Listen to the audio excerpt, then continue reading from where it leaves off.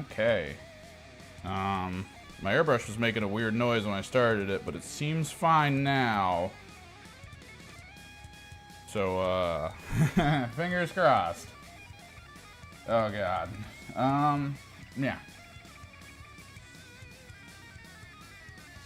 Whew. Like, it was making a noise like air was leaking out of it. And then after, like, a few seconds, the air stopped. I don't... This is weird.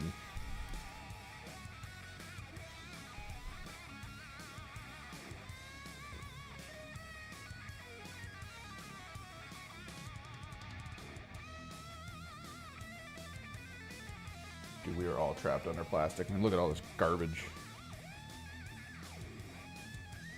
Ugh. So I have a kind of pre-existing plan as to how we're going to deal with all this. Let's try to get this cap on.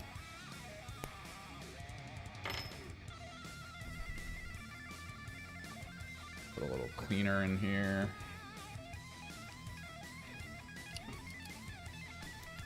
Get it cleaned up.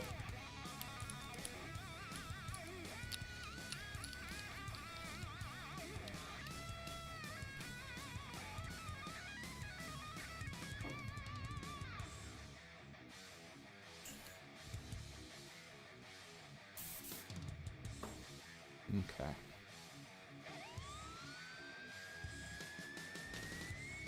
Oh yeah, I saw you got the Dark Tide minigame. Let me get the black primer. I think we're going to start with black primer.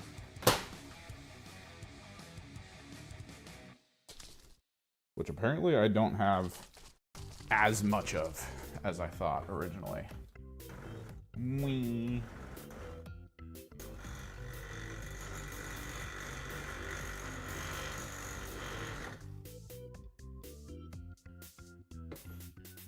So we need to clear stuff off this counter that I'm not going to be priming right now, which would be at this point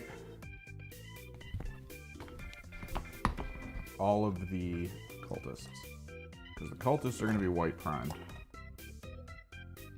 Isn't the Ogren just an old Ogren? I thought it was like an old single box Ogren.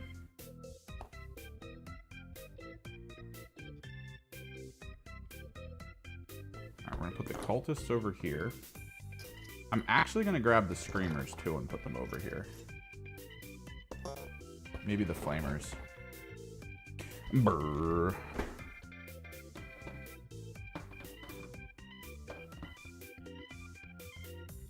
Because if we're going to do white primer,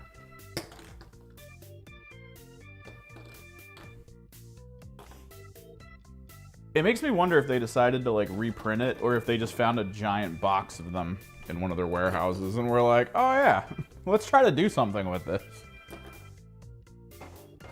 Alright, all white primer models over there for now.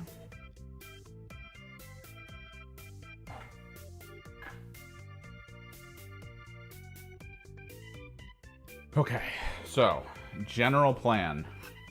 Vash is going to be all black. That was what we figured out. I'm going to have to actually physically do the flesh tone areas in white, the little meat things. We'll do those in white manually. Because there's just too much of him that's pure machine that we're going to want to be gold.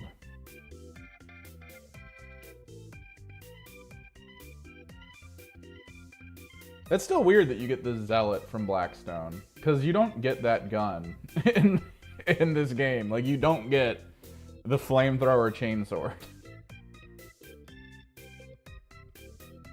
Alright, so we'll hit him all black. These guys are all black. The rhinos are all black. I'm probably going to want to remove the magnetized things from here and hit them with all black separate, which means we might want to do these first because they're going to need to dry a little bit.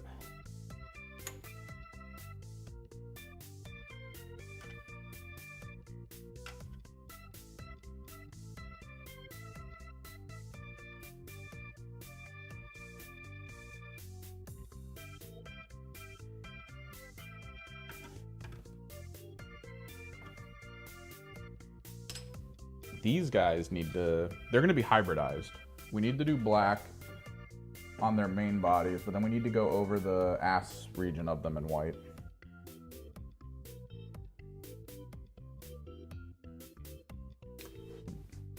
Fat Shark is weird to me. Because Fat Shark did... I believe they're the ones that did Killing Floor, right? Are they still the ones that manage Killing Floor? And Killing Floor was fun. Like the first one I played with my buddies.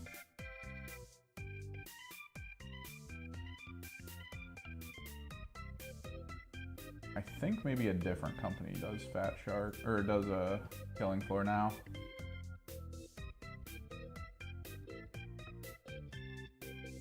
I remember Lead and Gold War. Okay, so Lead and Gold, War of the Roses. Loved both of those games. They did not last. Lead and Gold was actually really cool. Lead and Gold was the first place I had ever seen people use the glint from sniper rifles. I don't know if you've ever heard about that or seen that in other games. Like a lot of FPS games I was playing at the time, if there was a sniper, you had no idea where the hell the sniper was. Until the shots came, you had no idea where the sniper was. So the entire premise of dealing with snipers was hoping that they were bad at their job. Right? Like, that was it. If they weren't bad at their job, you were dead. Like, that's the way the game is played, sir. But then Lead and Gold came out, and I was starting to play that game, and it was kind of interesting at first. And I remember the sniper in that game would suddenly, like, you would, from a distance, you'd see a little glimmer of silver. And I was like, what the hell is that? And then, like, sniper shot from across the map.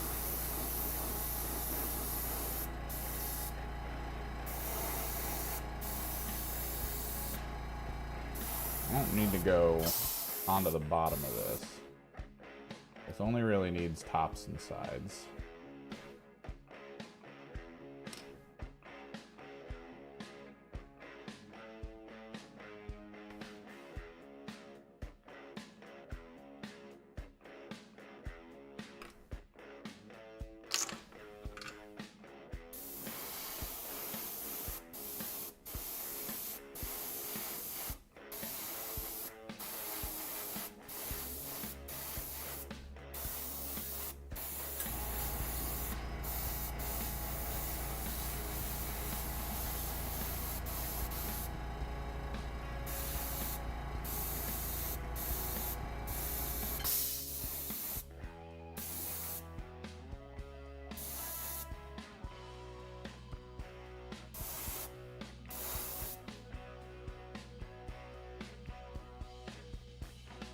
Ooh, you found the... I love the Navigator model. I have the Navigator model. I love it.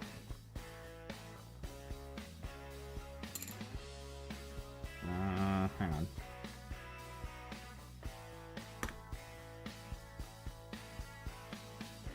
It is a really cool looking model.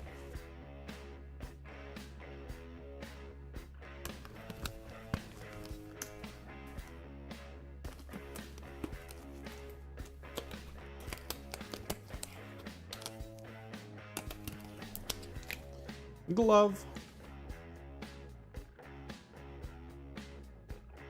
So again, we have a game tomorrow. These guys are not going to be painted up by then.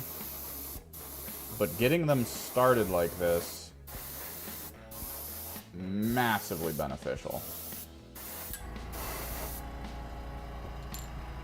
Massively beneficial.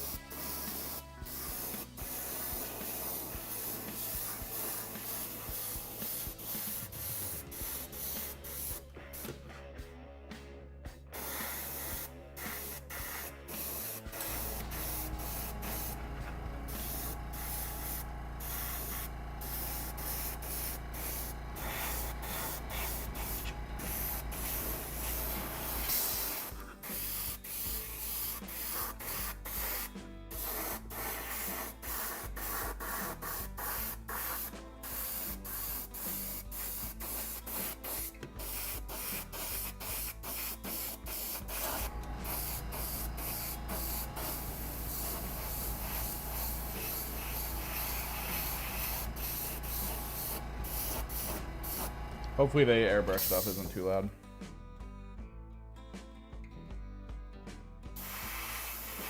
They overcharged you for what? Just everything else or something? Or did they find out that they... Like, how do they realize they overcharged you? Did they have a sale going on and they forgot? Oh god. What did I do?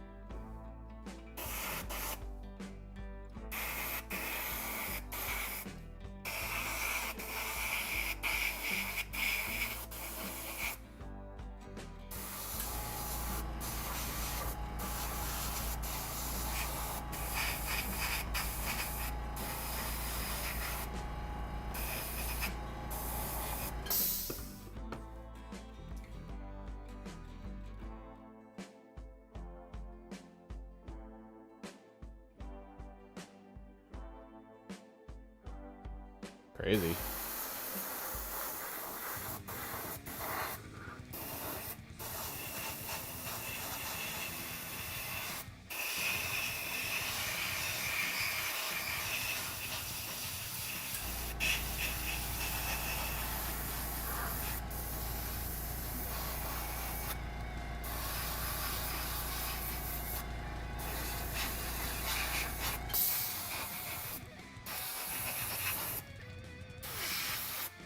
I do really hate painting large tanks.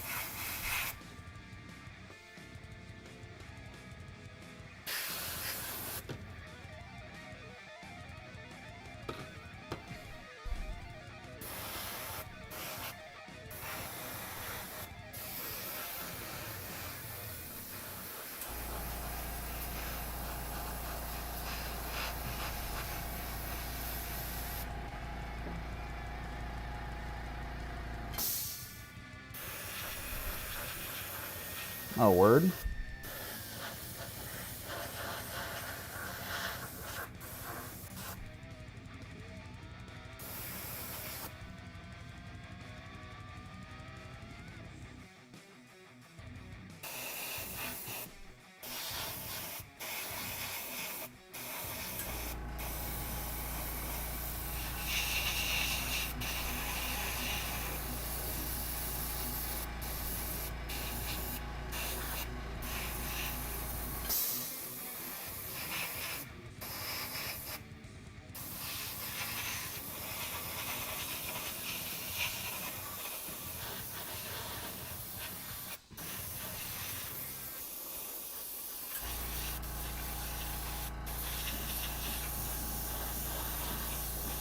We're not really going to paint the undercarriage gold. I'm only really hitting it with black just to sort of dull the gray tone that you're going to see below.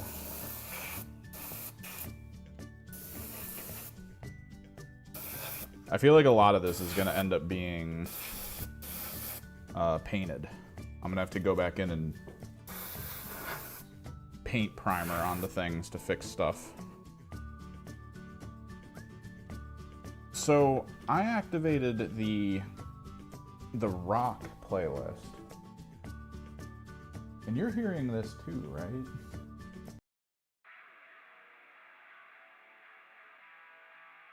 Now, let's try to get some of these little models done, because I am kind of running out of black primer.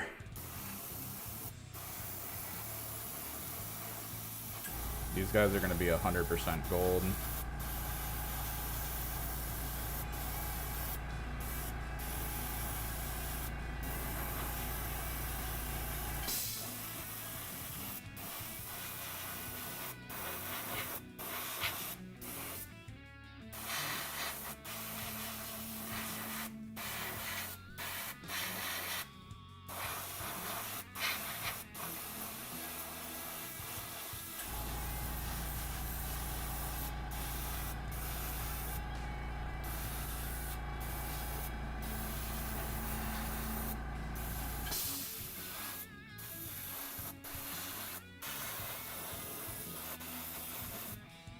Ooh, what the hell?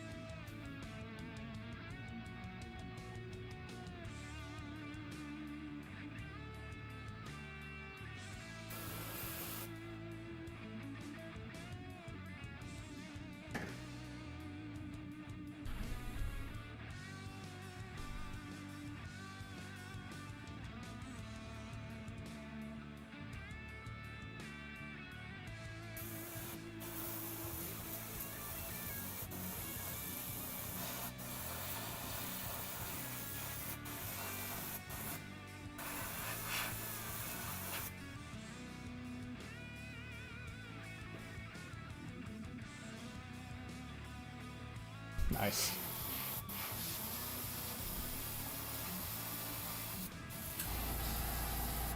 Are they on wrong in a way where you can fix them?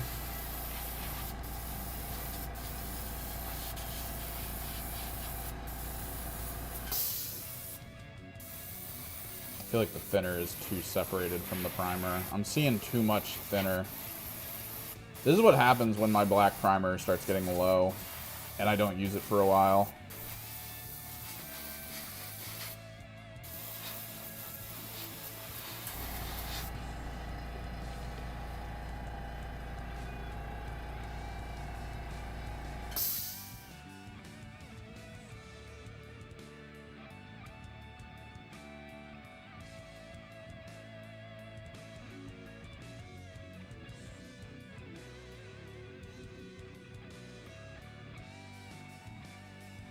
Freaking thinner, man.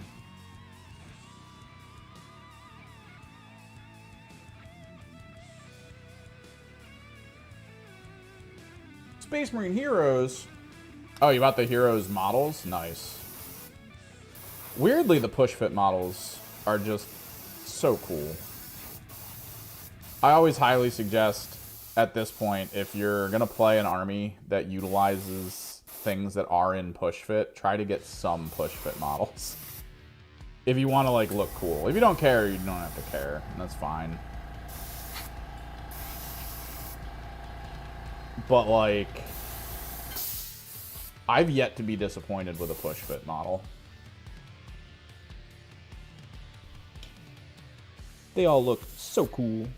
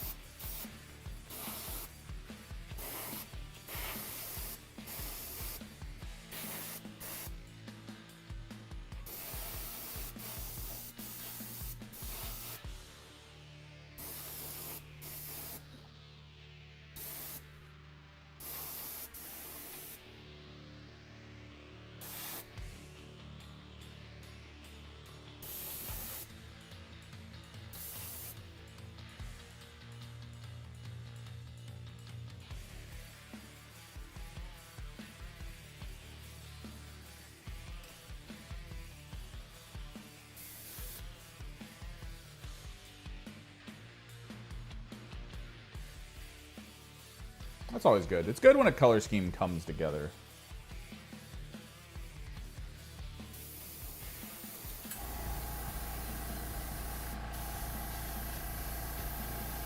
For a lot of people, that's kind of the hardest step. Is getting what you want in your mind to appear on the model, right?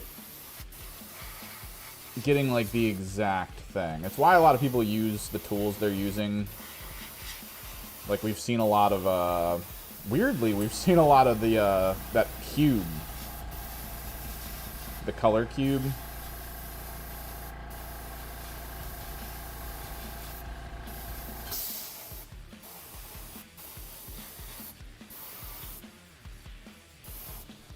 Hang on. I gotta remember, we need to record a little bit of this. We need to record some of this guy. And then get the rhino kind of out of frame.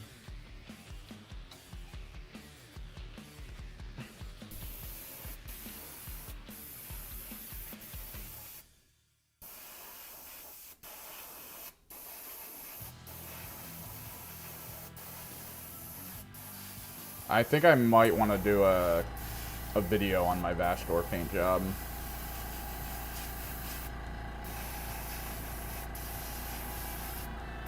At the very least, he might be part of my overall OSL trick video.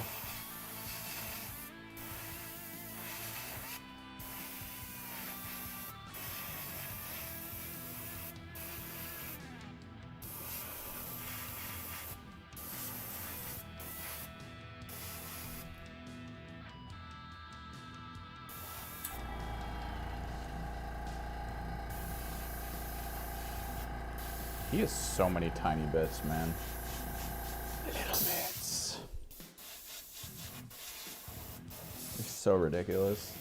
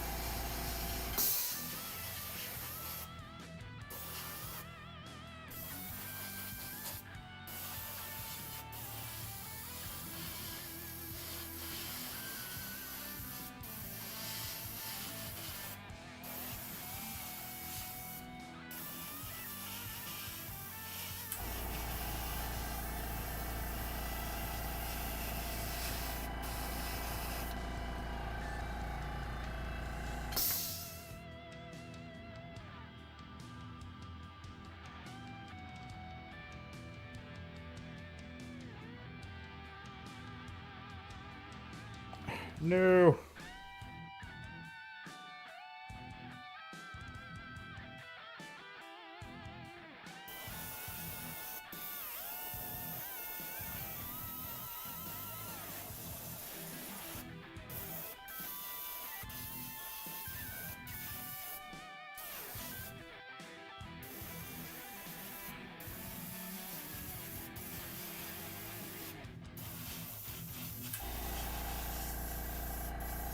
We might actually paint his wing blade tips as like glowing colors, like the actual inlay blades. We'll see.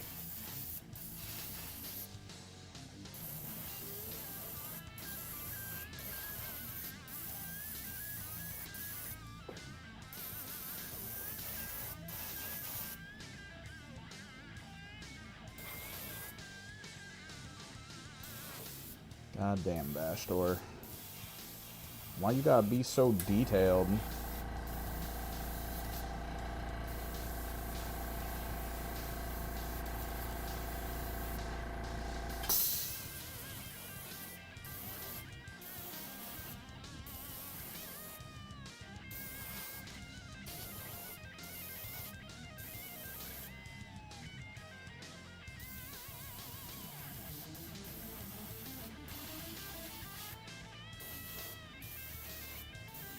Someone needs to invent a dunkable primer.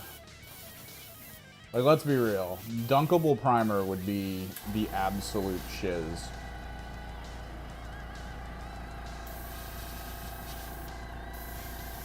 You just get the primer color you want, open the bucket, you just take your model, flip it upside down, and just dunk it. Pull it out, let it drip for a little bit. The primer flattens out.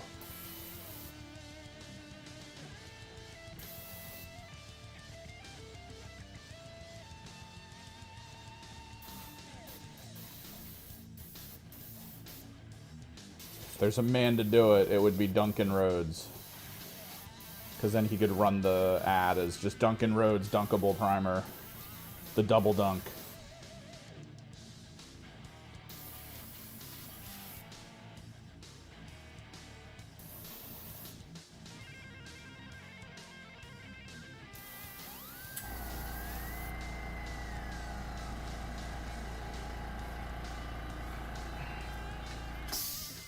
Alright, recording off.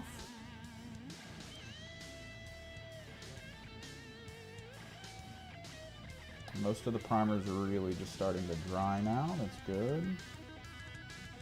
I'm going to move this guy over.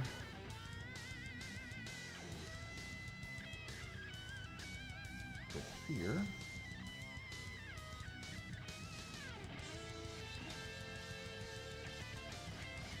Lord of two thin coats.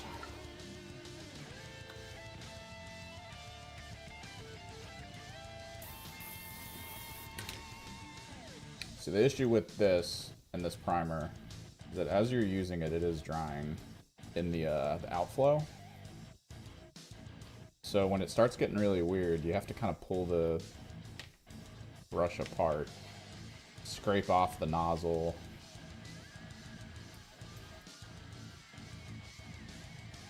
Double check, make sure, good.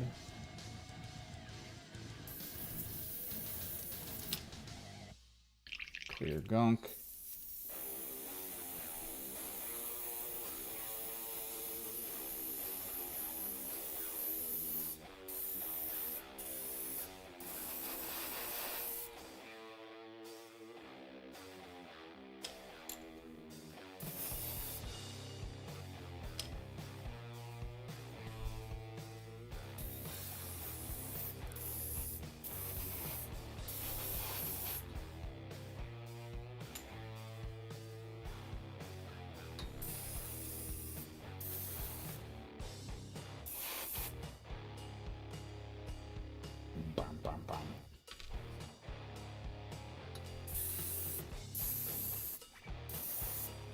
Eventually it self-corrects.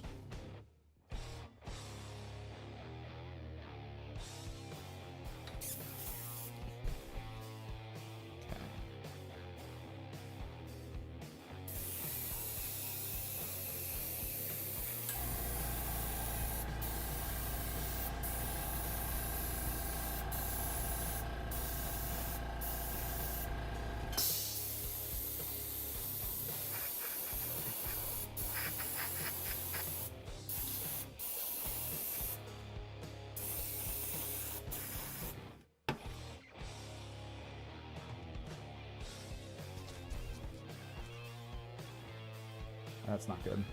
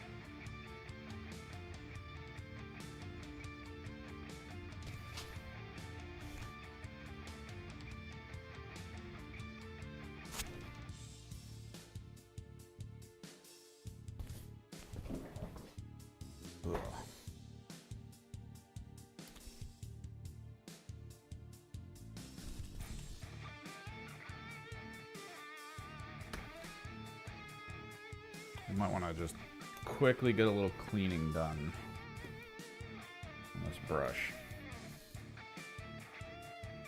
Just run a little bit through, clear some of the nozzle problems.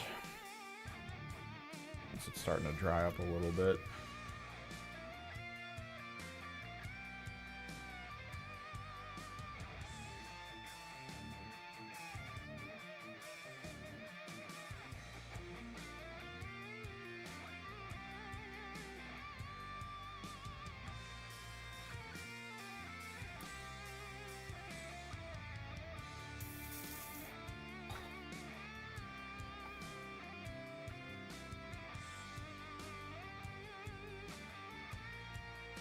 Just a little more to do here.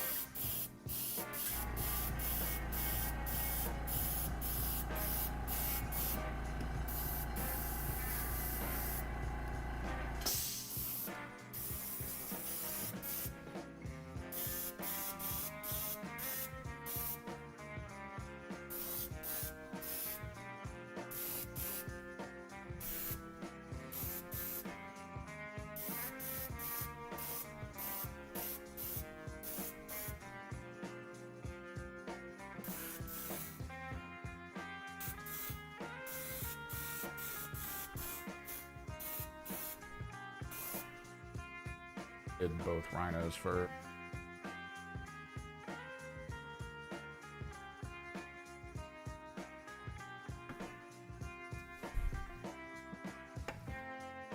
now. I kind of have to wait for this to dry a little bit to really finish it.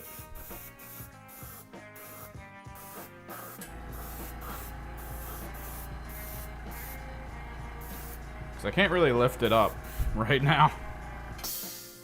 Ugh, hate painting tanks. I mean, I could.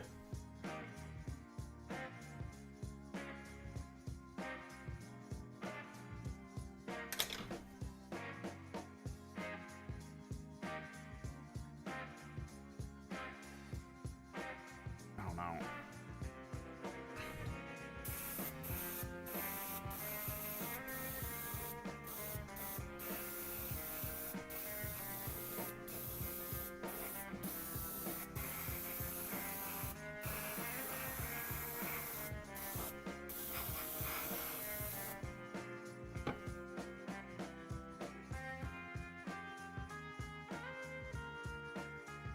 I could probably reshape.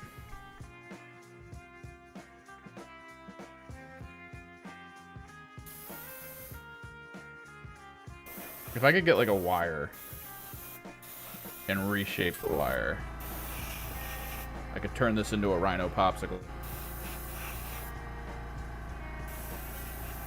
and just do it that way.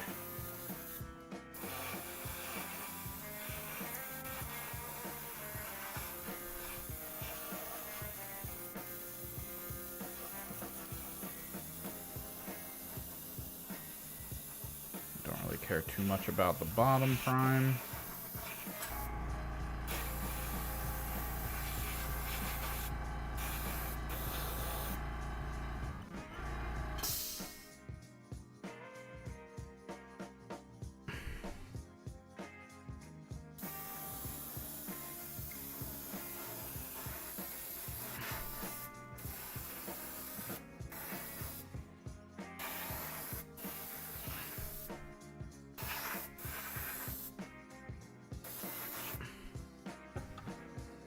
Yeah.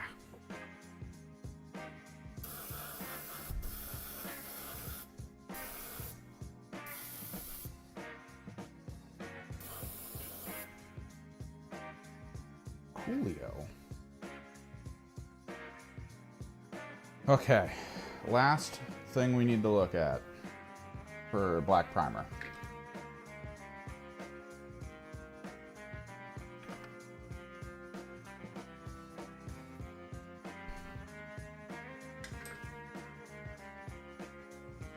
So these venom crawlers,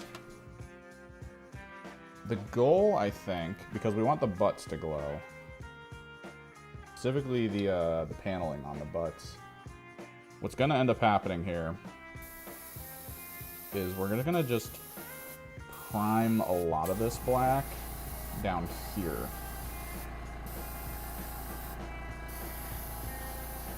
Because this is going to be all like the gold components.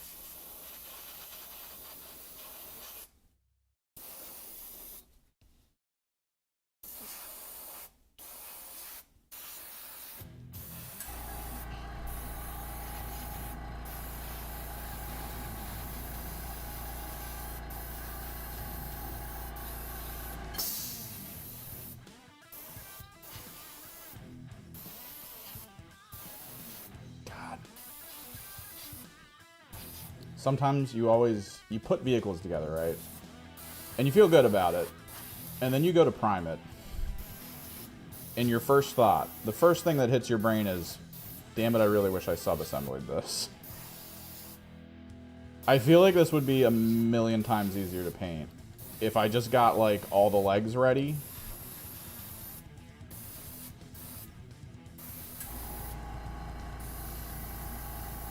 Right? Like if it was just like, oh, the legs are done. We did it.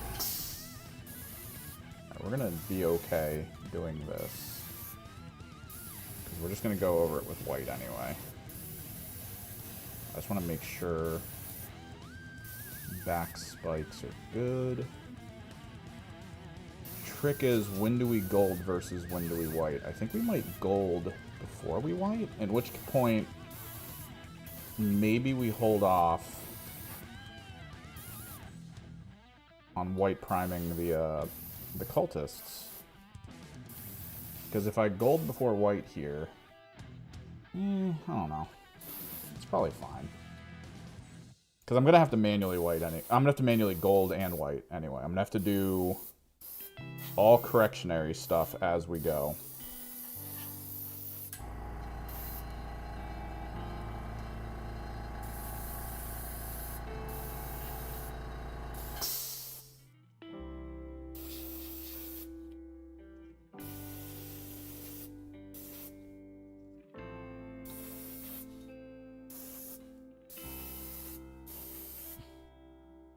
Spider-bot, spider-bot.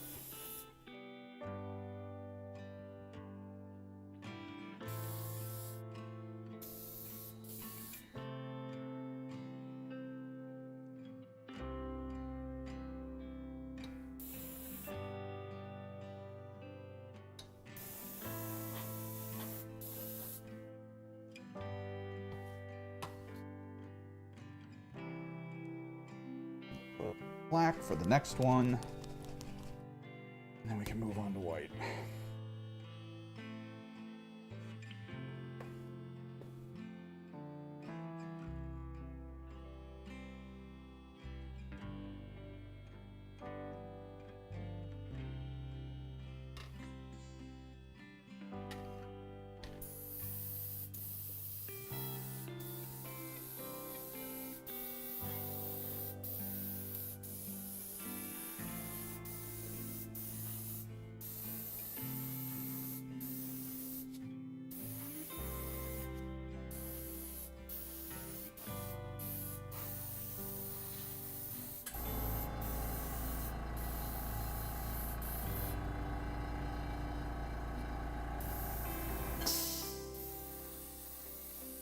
Unless I want to actually work on my oblets, at which point we need to prime those as well. I hate working on stuff I have no plans on using right away for 40k. Like, I have the Pure Strain Gene Stealers, right? I don't plan on using the Gene Stealers until maybe a little bit after their Codex drops, because I kind of want to get this down. I want to be decent at using Chaos Space Marine Soulforged. And constantly jumping around army to army is a great way to not put the reps in and not get the strategy down. So, like, I need to kind of avoid that pitfall.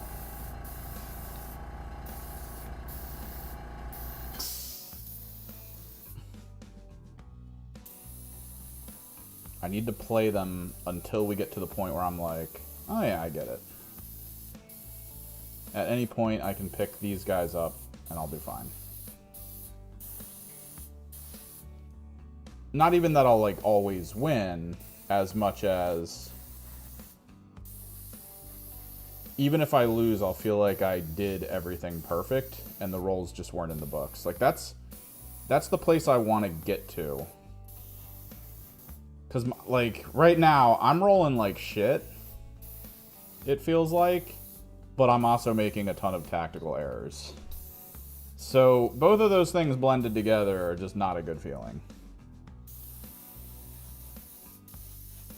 Because you always look in retrospect, and then it's that moment of, like, oh man, I shouldn't have even gone in mid at that moment. I should have waited a turn, because then this would have happened, and blah, blah, blah, blah, blah.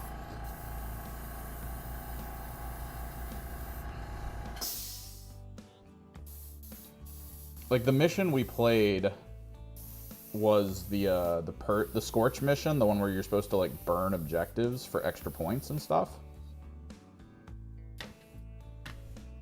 Need just a little bit more.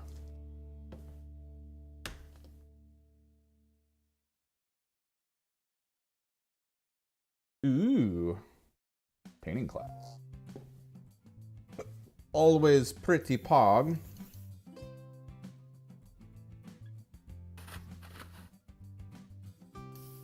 Stormcast are probably good. It's definitely a good thing, I think, for painting classes in miniature paintings to always start with, like, larger models. Larger models let you see the details easier. They let you have more mistakes when you're, like, flatting and doing the layer paints. They're designed for intermediate or, like, beginner-friendly models, which is probably why Games Workshop always puts, like, Space Marines in their practice boxes. Please, don't paint Drakari first. You'll never want to paint again.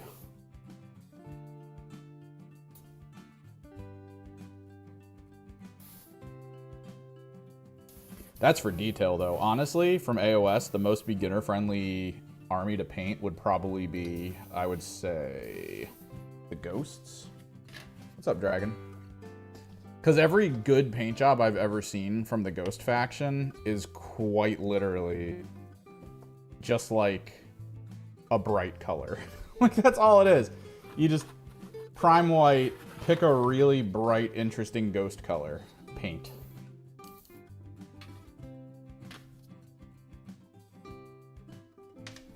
Ooh.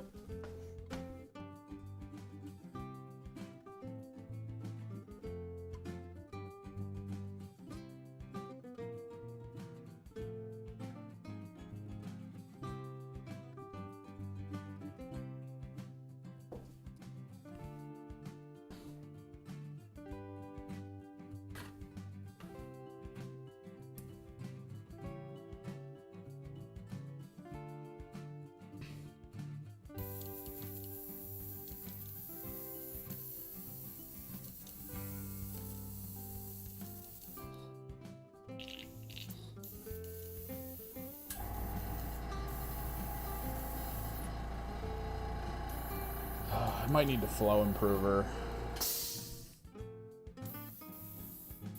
my primers.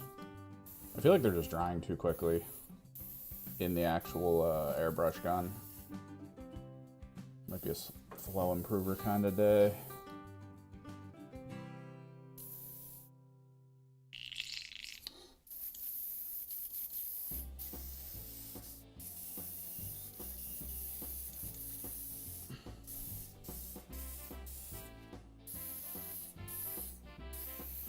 Just want to finish all this up.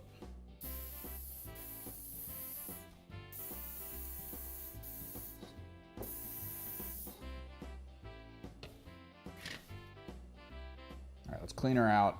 We'll flow improve her when we use the white. I think that'll be good enough.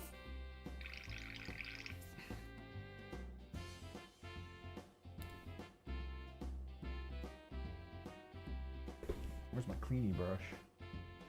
My cleanie brush!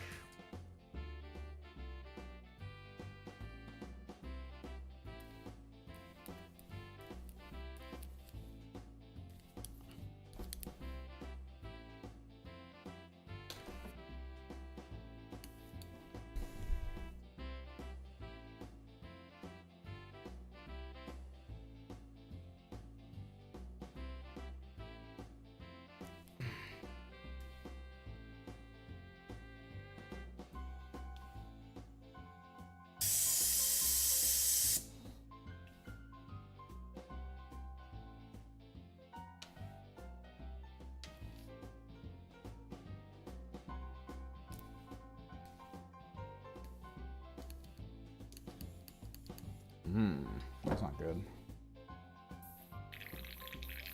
Air backflows.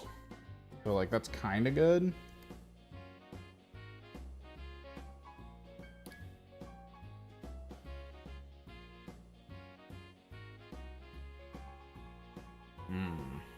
I might need to pull the nozzle off.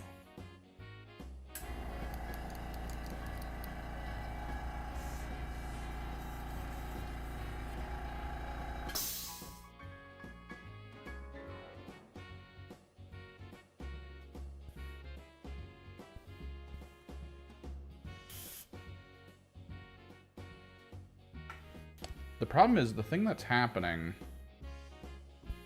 feels like it's more the air being like not pressurized, but the air is pressurized, it looks like.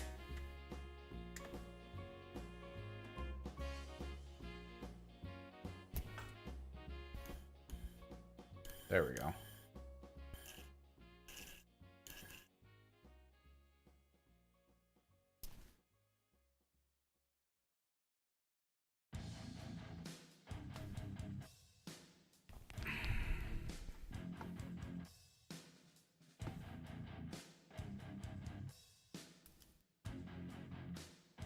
I'm hoping we get to at least the part where I put gold on stuff.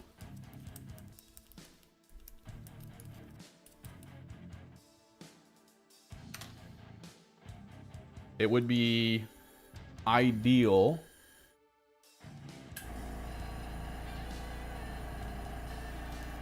to get to the part where I can actually paint the banner colors on the cultists, the 3 different colors. Specifically before this game that I'm going to play, because I want to be able to separate visually my cultists, since they all kind of look samey. And if they all go together, I need to make sure I know which squads are which.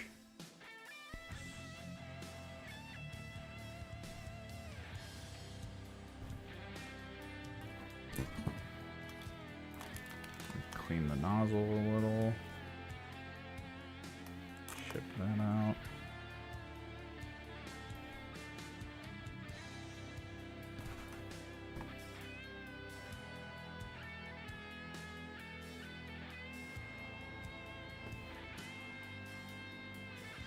Clean this thing.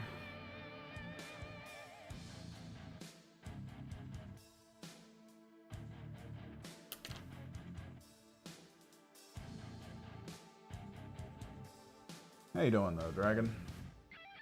How's everyone doing today? It's been a good day. Feels good to get back to painting after what felt like a million years of gluing. I felt I was so close to being done, which meant I could have, like, repositioned. Like, because the biggest you hear, right, is because I'm doing this, I'm not working on animated scenes that I can universally use for the channel. I'm not working on little videos, I'm not working on shorts, because I'm spending all of my time that's spare trying to get armies glued together and painted up so that they look good enough to play, have in videos, go to tournaments, get videos of tournaments. Like, it's a whole thing.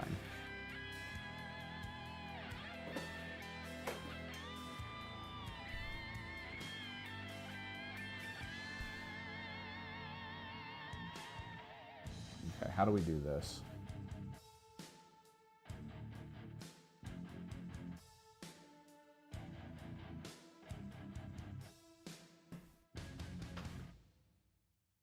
Let's reassess. Let me bring the tray over.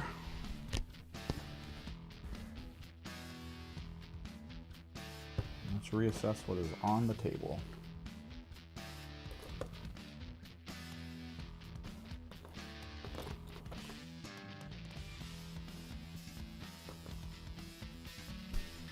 Time to white prime 30 cultists and 6 screamers and 3 flamers.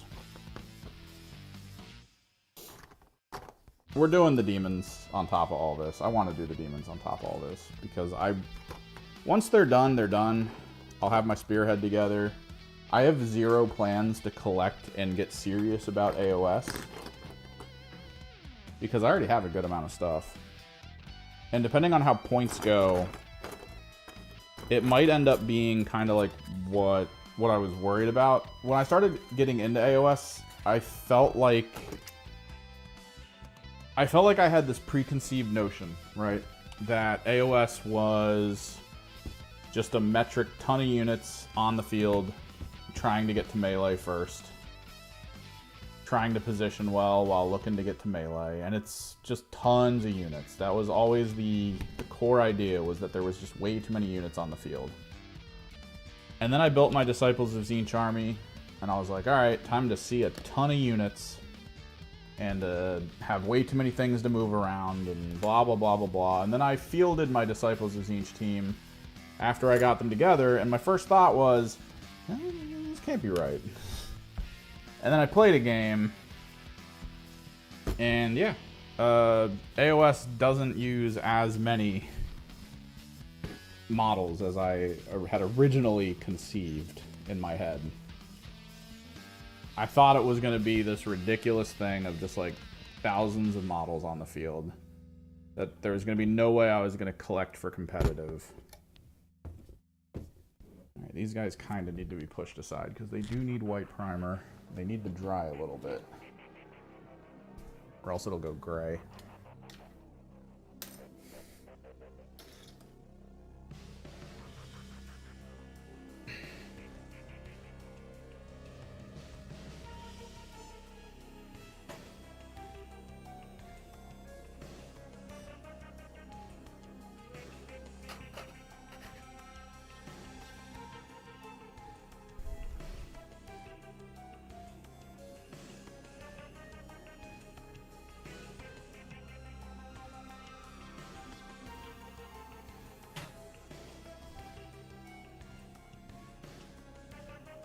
Flow improver,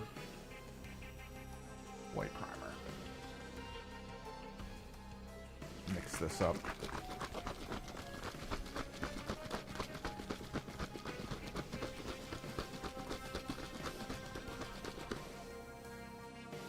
We're just gonna need to machine gun through this, so this is gonna be a problem.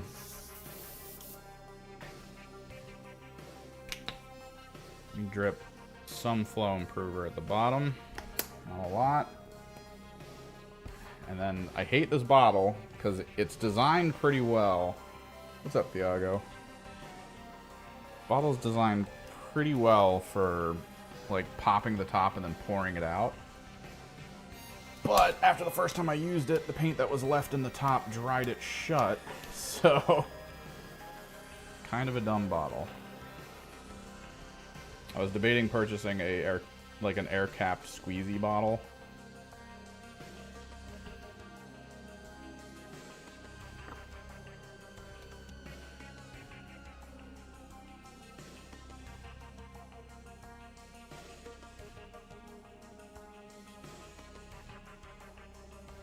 Alright, so flow improver's in. Mix it up a little bit.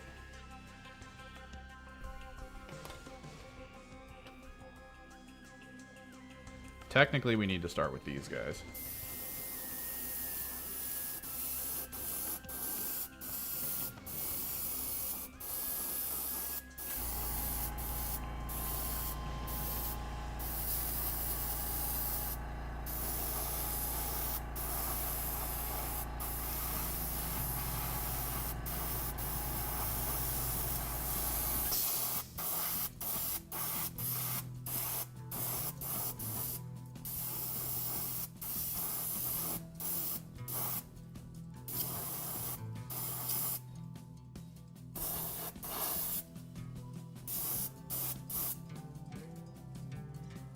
Sort of set them aside and hope.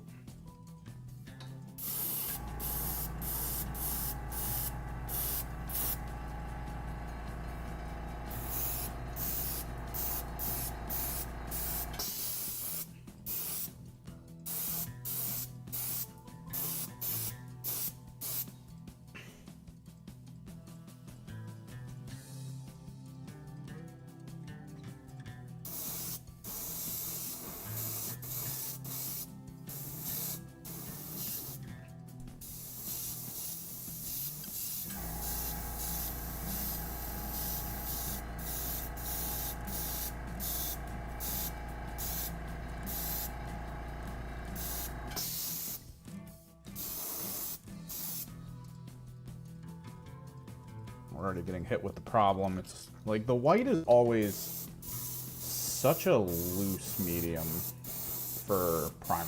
I've yet to use a white primer.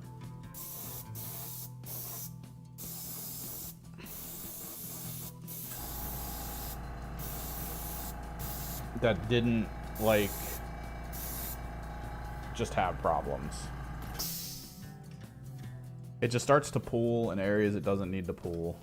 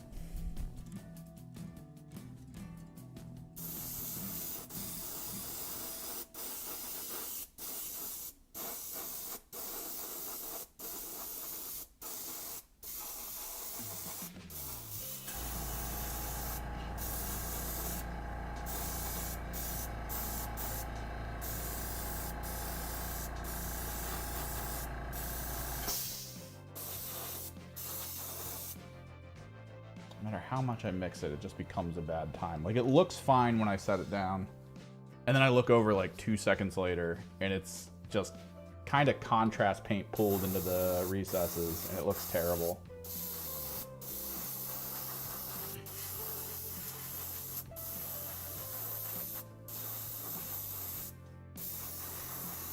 Get the rest of these guys primed up.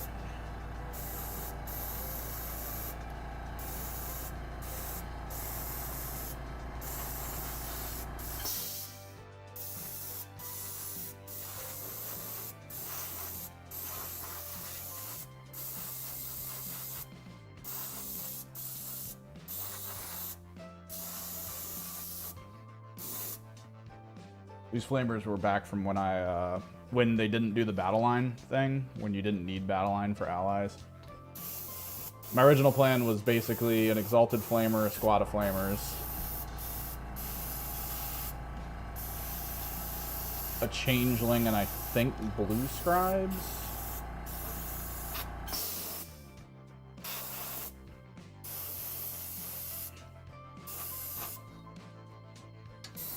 Because I was trying to solve the equation of not being able to do missions for like the first massive chunk of the game.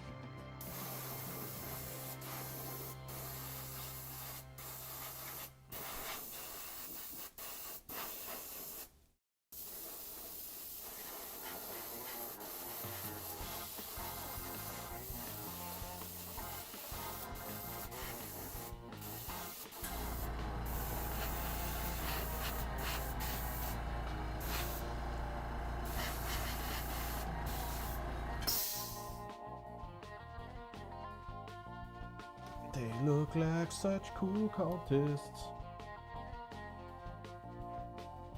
Oh, why don't I see Gaming Guardians thing? That's weird. I do like Chaos Space Marines. I'm more into Thousand Suns, but it's going to be a while before we get new rules. And I feel like for a lot of people, Thousand Suns have been solved.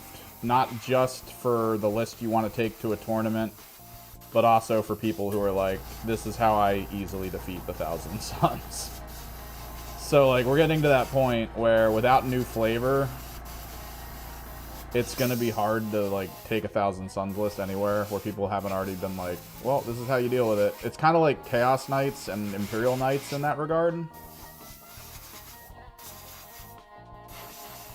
Because the straightforward, what everyone goes and what everyone thinks is strong is pretty much out at this point, which means if you're going to play them, you got to go weird, which I love going weird, and I kind of want to go weird with them. But it's not the easiest thing to necessarily do. I feel like with a lot of the stuff I'm building, I am going to get to the point where I could go weird with them, though.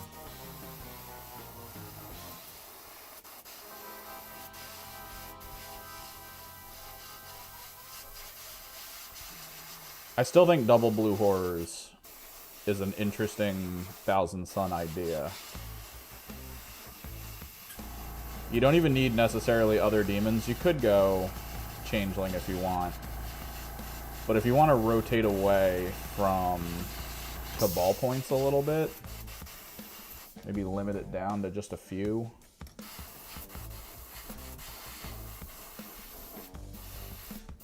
I feel like Double Blue Horrors might be the way to go, because Infiltrate is amazing. You put them down right away, block your opponent's front line.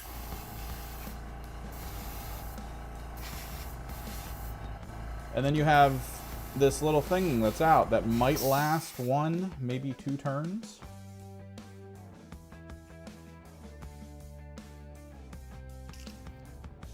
Keep people back. You definitely need 2 though, because the way the maps work, there's usually only a couple funnels for people to move through. And if you can block those funnels off with 10 units, it's pretty pog. And you can even trick them.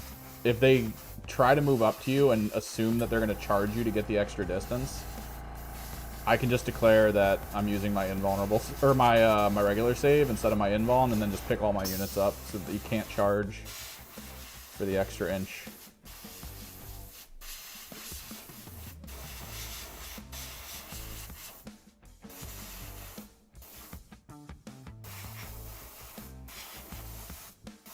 It's pretty poggish. It's a tactic I kind of want to employ. That, and then my Zang Enlightened. I want to do a 2-stage thing where I keep people back for a turn, and then I Zang Enlighten, keep them back for another turn.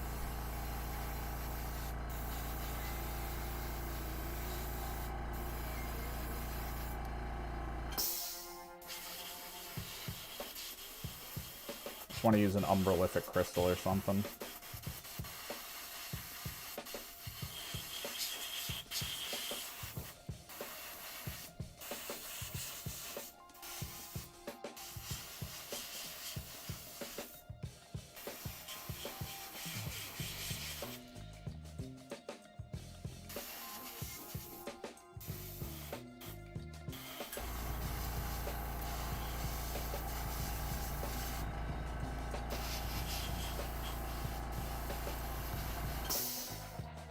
See, now it's going on smooth.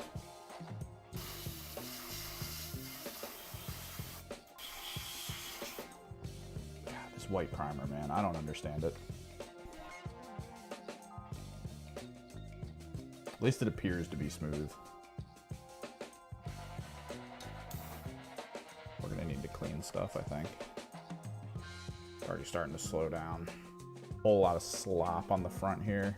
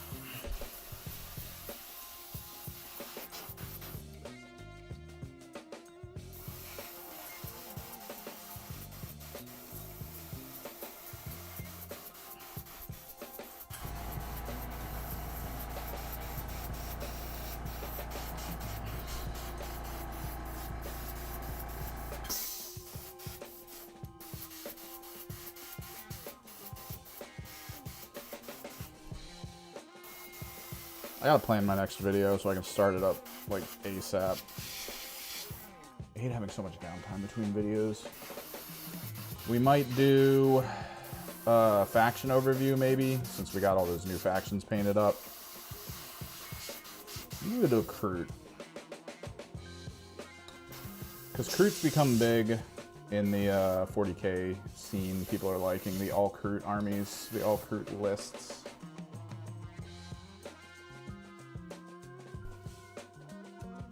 Flow improver back in here. A little bit more white as well.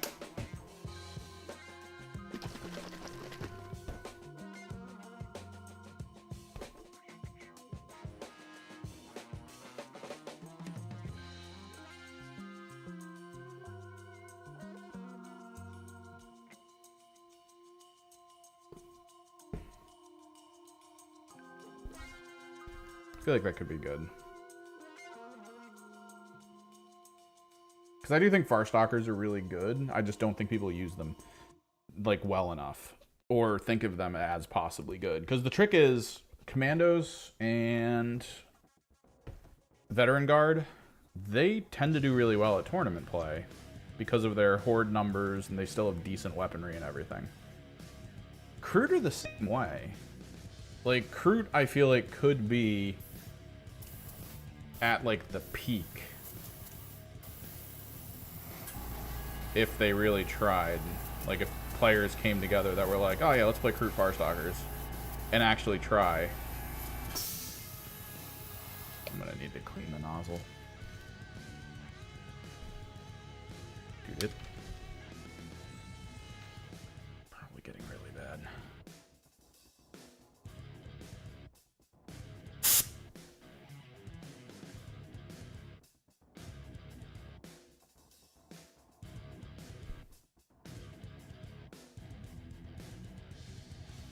Clear it out completely.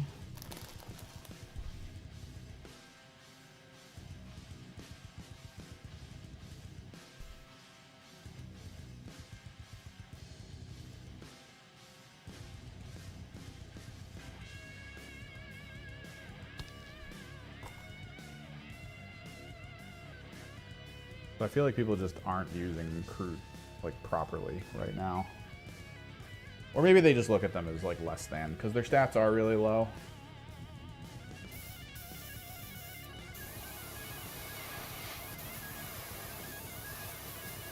So maybe the assumption is that they're just going to do poorly, but they have numbers. They have numbers.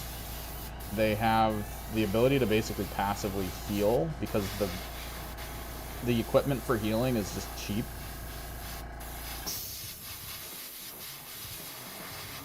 Although I will say that the heal might be potentially a little bit of a trap. Because I feel like if someone's going to attack a Kroot, they're planning on killing it. So you're not going to get the potential to heal.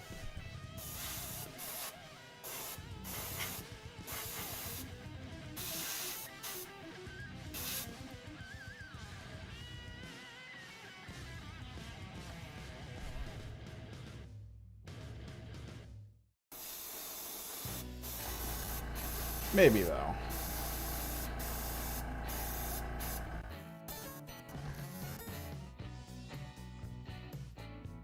Because cover benefits them greatly.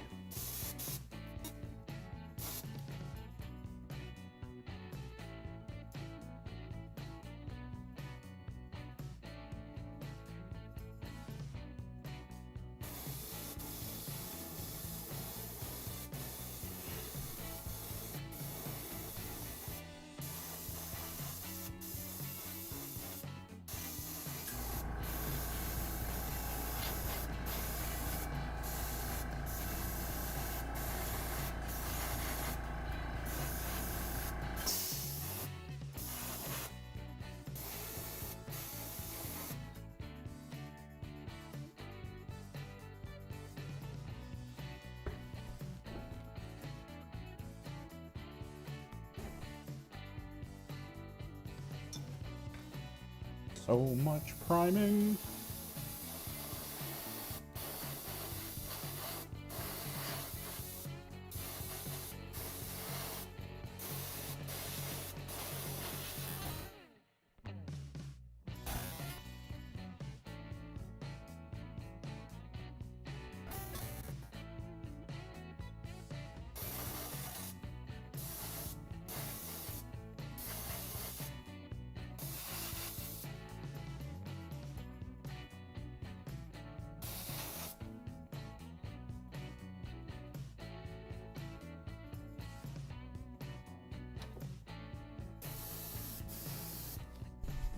Now it's starting to do the on character flowing to the recesses again.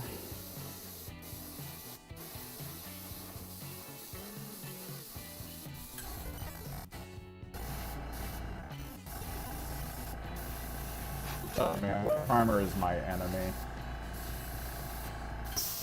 If I had the time for it, or if I really wanted to do this like better, I'd probably just stick with gray primer. The gray primer I use is incredible. It always does exactly what I want it to. I never have issues with it. So I was just like, yeah, man. Surface perfectly and dry right away. That's all I want. White primer? Nah, bro. I'm gonna seep into the pores.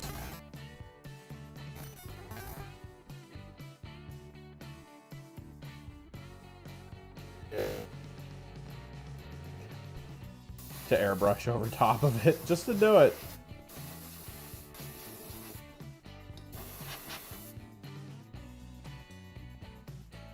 I feel like it would just be better.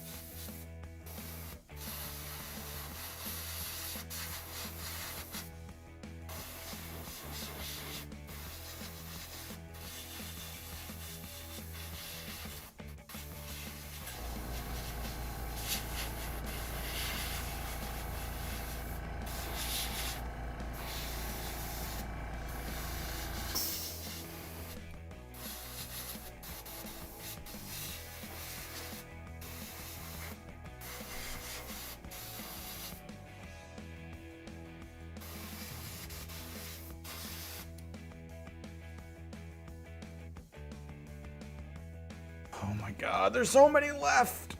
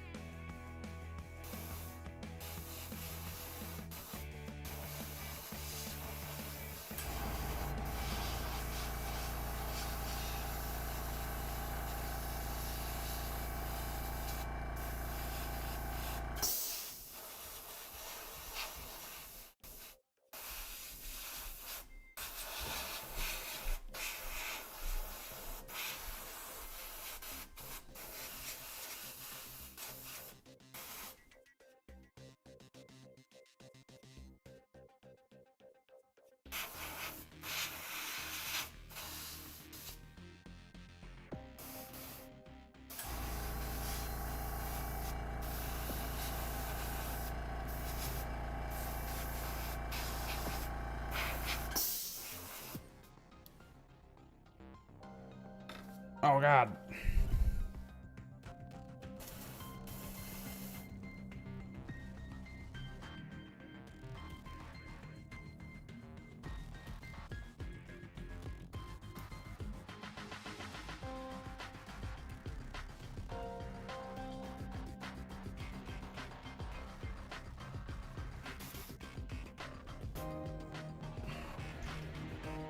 Why is it bubbling up?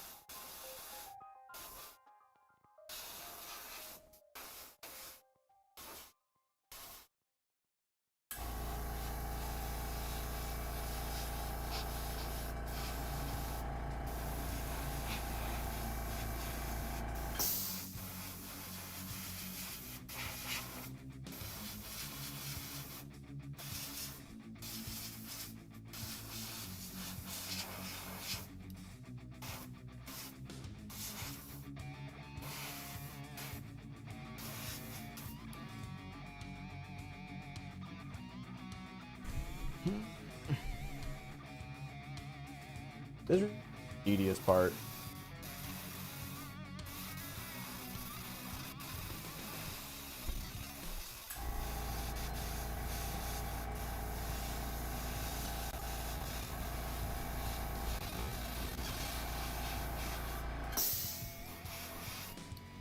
Like, hitting this level of tedium is probably the worst part of the painting models.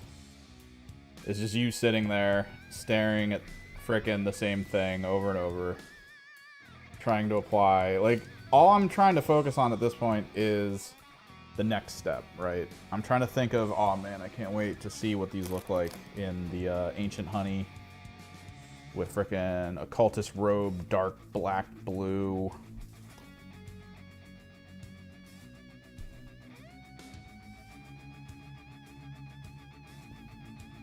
It's gonna be great.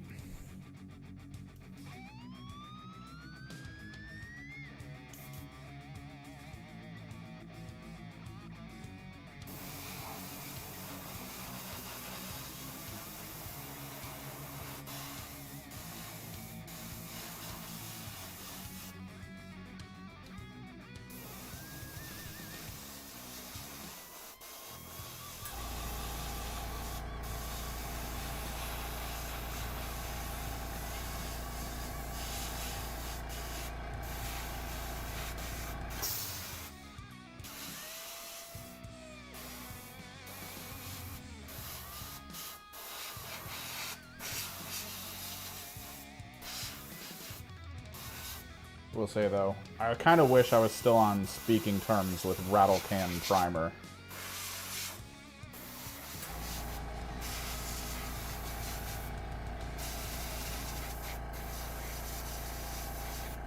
I like that this gets into all the crevices and you can kind of live be like, oh, let me get that little spot right there. It's good. But my old method with Rattle Can Primer of just being like, oh, let me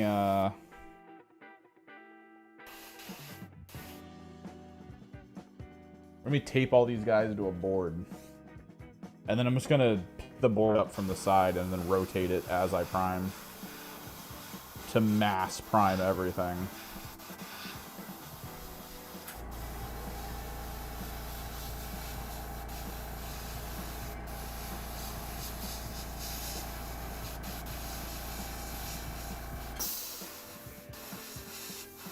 Because Rattle Can Primer bottles are designed to cover walls. Like, that's the whole thing, is it's like, this is to cover a wall. The thing I'm using right now is to be very, very specific in the spots that I'm supposed to hit with colors I want.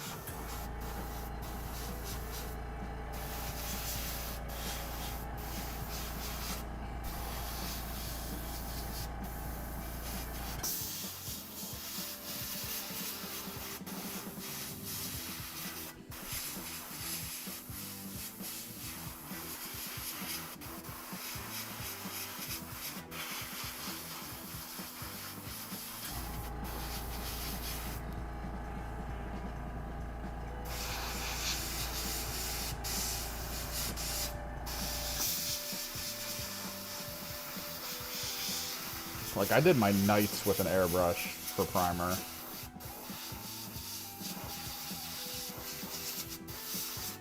Would not suggest that to anyone, but at the same time, definitely do it. Definitely put the time and effort in.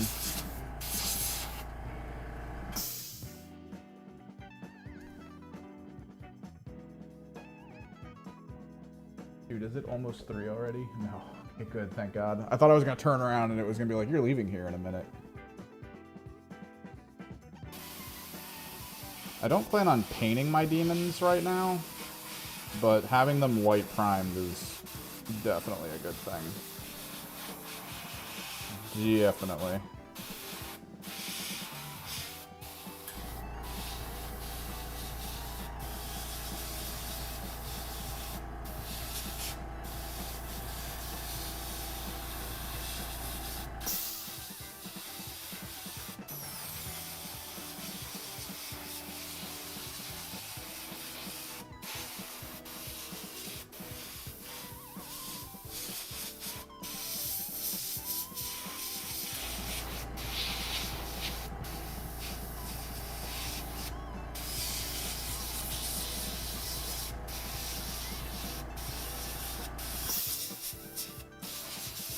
Technically, my demon paint job is the thing in the world. Almost all my demons are just going to be 2 to 3 toned airbrushed with detail afterwards.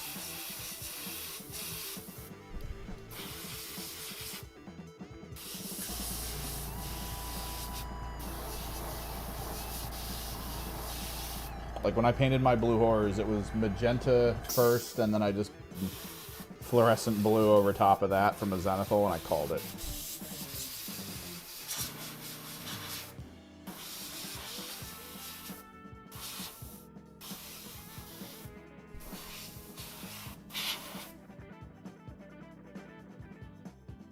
No reason to do too much more than that. Alright, let's clean the nozzle again. We still got like 10 guys to go. And then the butts on the spider.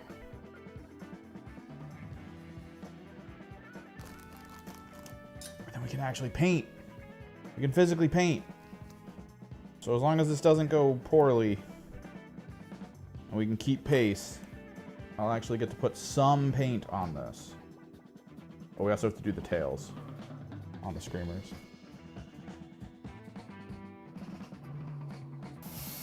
Whoa.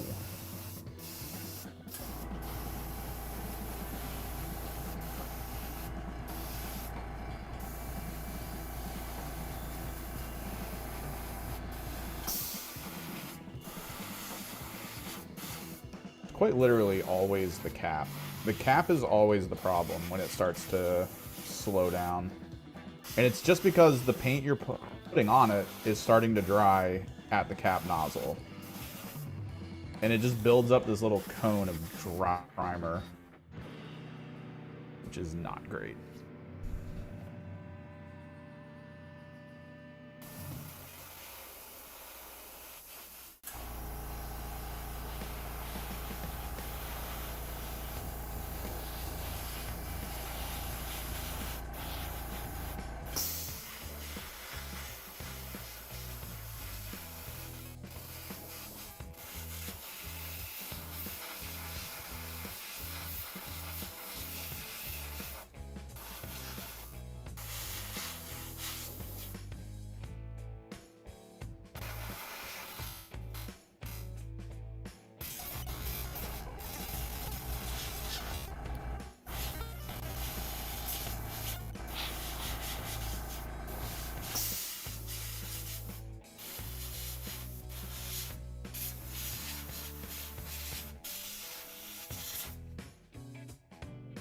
What up, Arturo? Wonder if you're hallucinating. I've been priming for so long.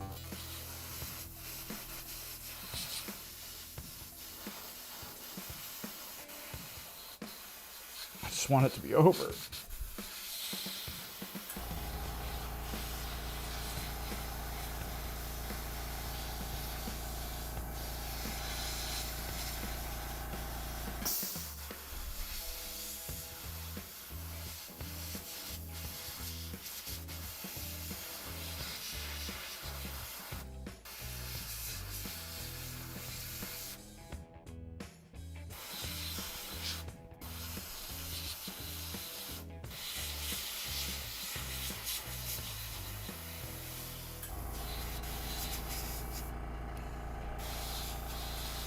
Weirdly, this white primer is lasting a lot longer than I expected. I've only refilled it twice. Maybe it's just because the black primer was going on rhinos. Which, that's a misery and a half.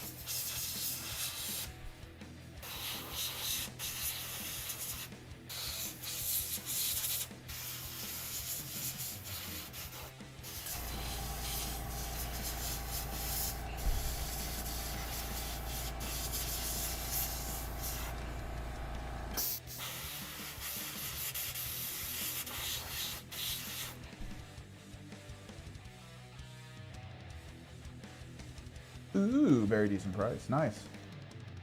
Octarius is great. Those teams are still always usually in the top 3 at tournaments for, depending on who's there, who's playing. They do really well. And they're fun, too. You got horde shooting or horde sneaky semi-shooting with a little bit of melee. And a grot. Everyone loves a grot. And a squig. Like, you can't ask for more than a grot and a squig. And that's good. Getting the starter set on discount is a solid start. Although, it's still a weird thing that they did, where they decided that the rulebook for the squads in the starter set wouldn't be the full rulebook. I still do not understand that. But hey, Waha, KT Dash, I think Glass Half Dead talked about another site. Battle Bit or something, or Bat something Bit, I can't remember. There's a lot of sites that exist right now that are just repositories of information for units.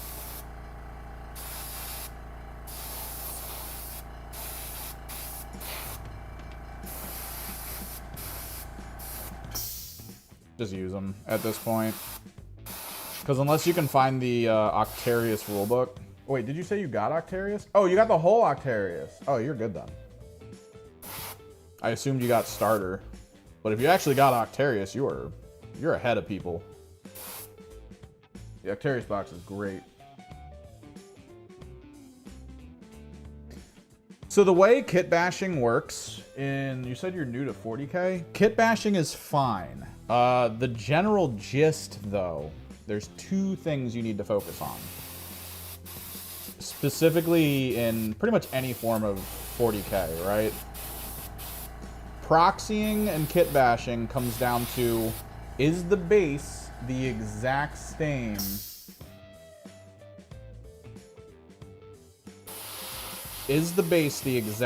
size as what you're proxying or kit bashing? And is the silhouette modeled for advantage?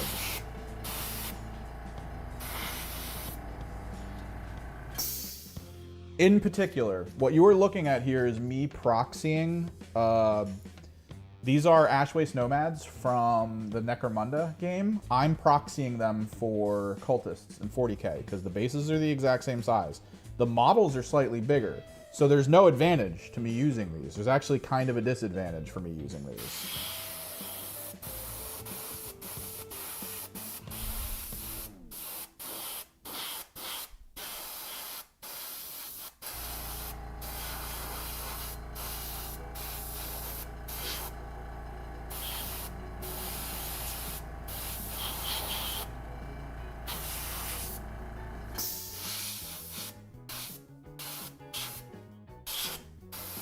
But I like them.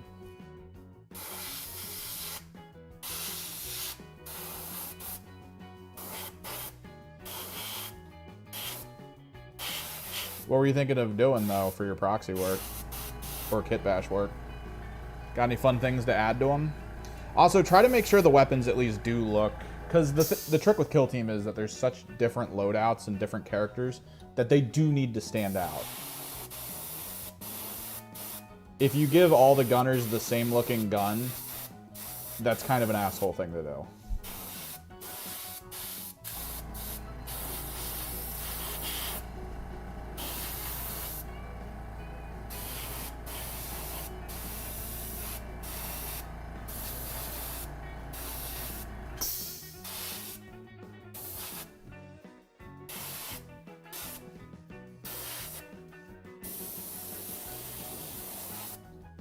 Ooh, we're just about out of white. Yeah, as long as the person you have or the person you're playing against sees it and can easily discern it as like a thing, right? It's fine. The thing that makes me okay with how I'm doing these Chaos Cultists is that the Chaos Cultists for 40k don't have different loadouts. They're all the same. Every Chaos Cultist gets the same ranged weapon, the same melee weapon. So it doesn't matter. These are just bases to me. Right? Like, it doesn't matter. But if you're like, hey man, all my guard have the same looking gun, but this one's actually a plasma, this one's actually a grenade launcher.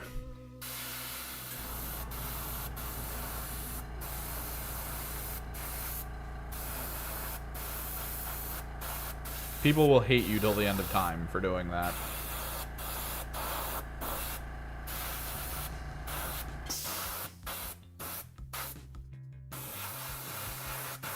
Like right now, when I play the game, I'm using Mutalith Vortex Beasts as Mauler Fiends because I don't have Mauler Fiends, and I have a lot of Mutalith Vortex Beasts. So that's how I'm doing my stand-ins for it, because I like it, because it's still kind of Thousand Suns like feeling. I'm planning on eventually getting Mauler Fiends so that people don't question it at tournaments and stuff. It's not that big of a deal though, I think, because Mauler Fiends are kind of readily available, but Mutalith Vortex Beasts weren't. So people started using Mauler Fiends as Mutalith Vortex Beasts, like they would convert them and call them Mutaliths. So like, it's about the same. But yeah, do you have like pre-plans? You gonna try to Judge Dredd your guys? Again, as long as the bases are what they need to be, you're fine. There's really no downside. Outside of needing the loadout to kind of resemble what you're doing.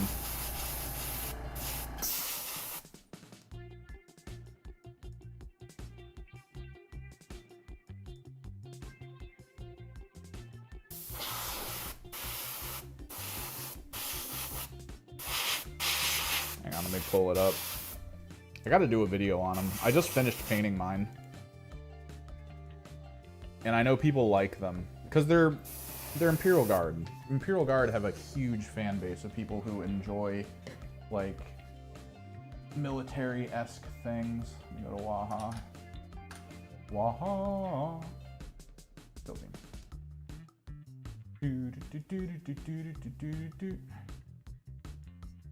That guard.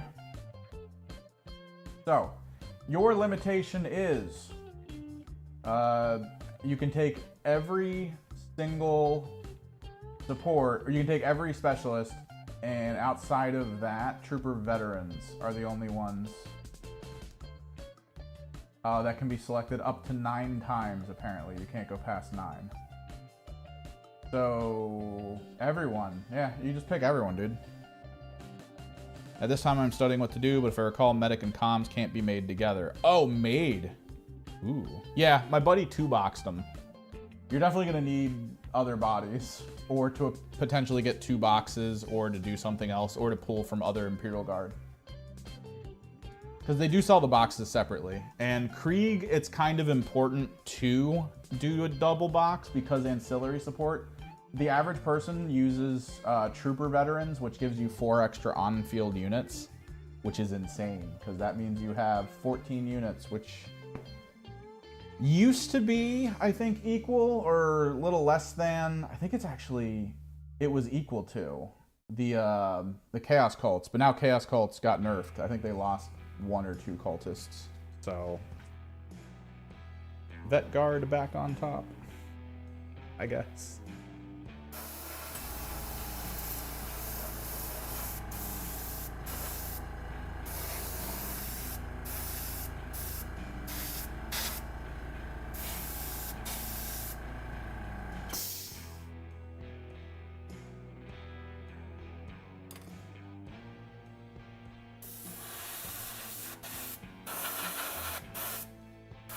It's considered the best strategic thing you can do is to go the 4-player ancillary support.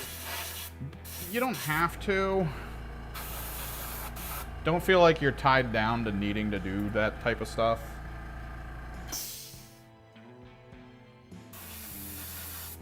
You know, have your fun.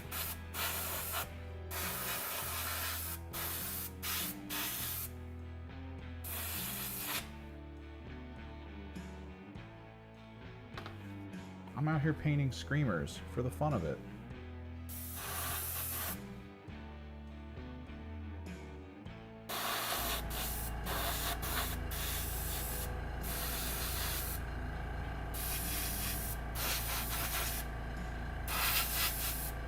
Also because AOS 4.0 is coming, and I need 3 of them painted for my spearhead. Oh, I already did that.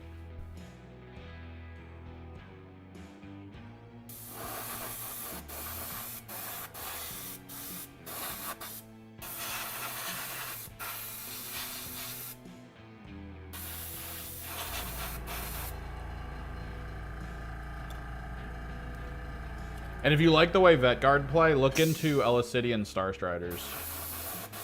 They're very similar. But they have like slightly more heroes. You get a Death Cult assassin. You get an Inquisitor leader. Or a Rogue Trader leader, technically, I guess. No, yeah, don't try to overwhelm yourself early, I guess, with the rules. There's way too many. And we're still in Kill Team 2.0, which it's good, but they didn't get too detailed with things. They kind of kept it a little too amorphous, I think, in my opinion.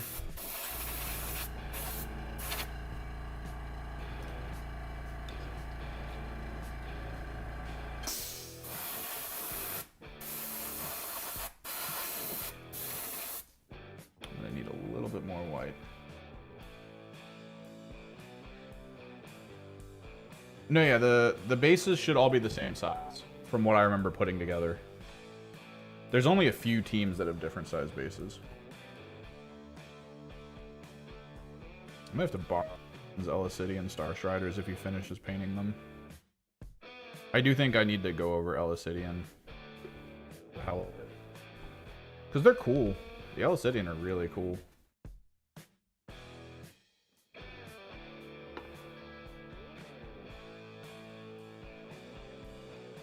They get the same kind of like call down support, but it's more consistent.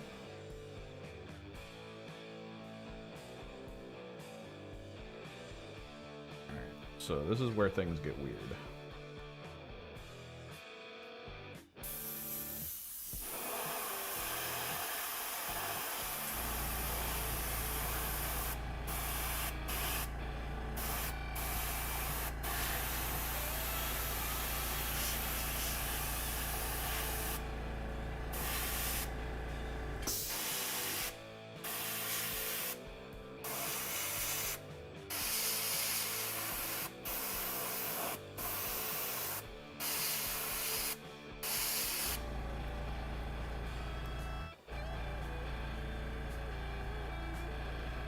Dude, it's so much work.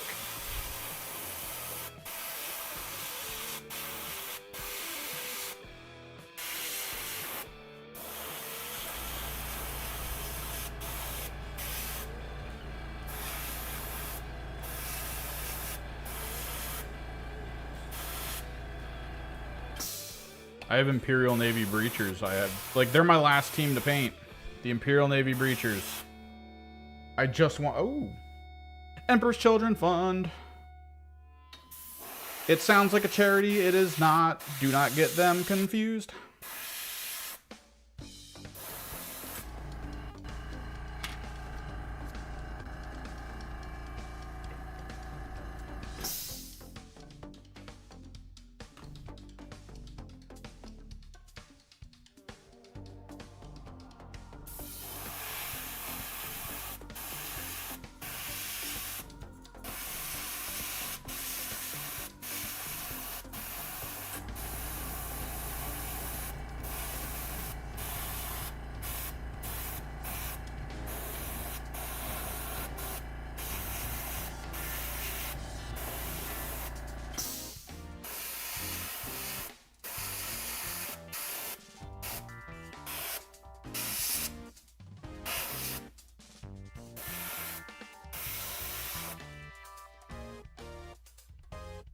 butts.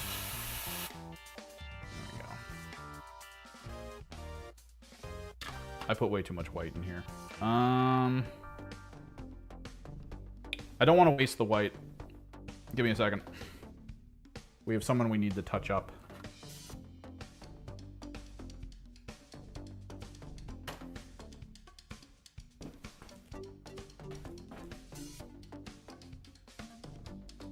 And no, it's not my obliterators. Those need to be done in black. But we're not going to do them yet. Poggers. Wow. Second coat.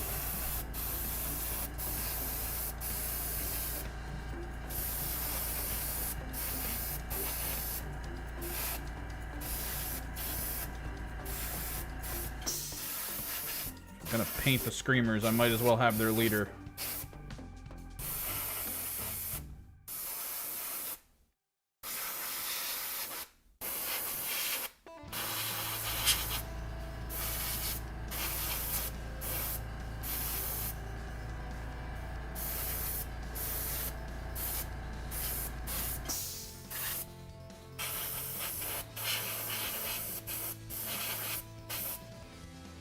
Behold.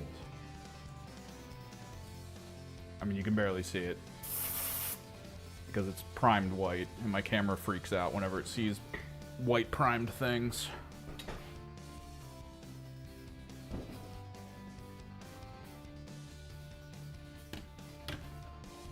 That works, though. That's good.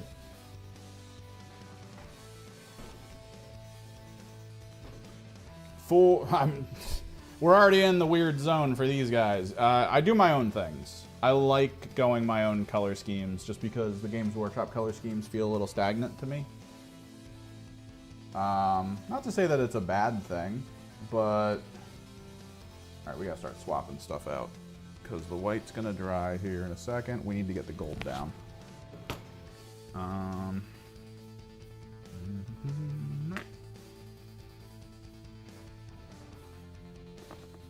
But, like, I usually come up with a fun paint scheme, something that feels a little bit more vibrant than what Games Workshop would normally try to get people interested in. Like, my demons are mostly fluorescent colors.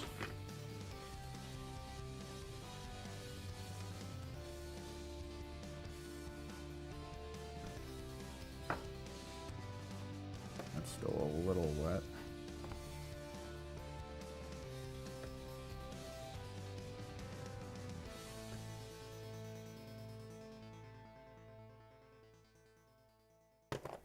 I also try to throw things onto them to make them feel a little bit easier to, like, ascertain what you're looking at. Like, these are 30 cultists, right? I can only take them in squads of, I want to say 10. I think they can go to 20. But I'm only going to be using them right now in squads of 10. So what's going to happen is, all of their banners are going to be different colors. That way when you look at them, you can go, I'm charging purple squad. I'm shooting at blue squad. So it doesn't feel as weird.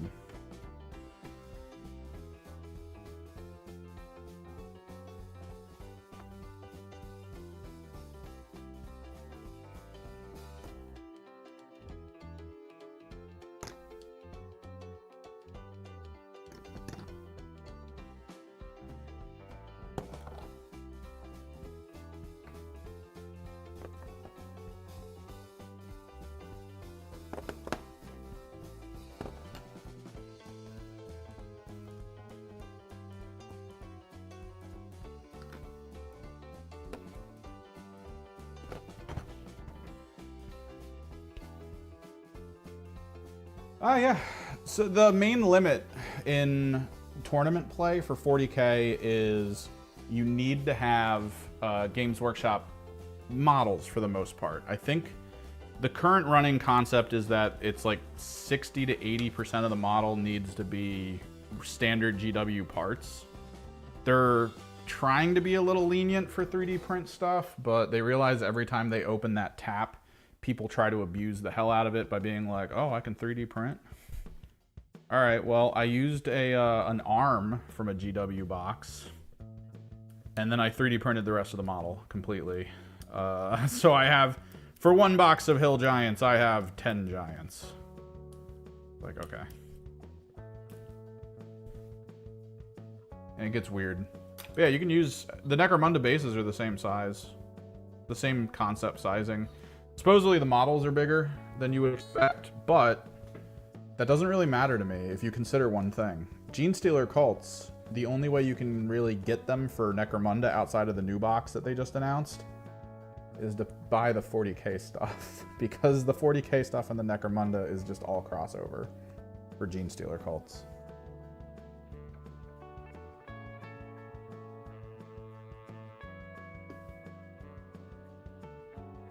There's pretty much no difference.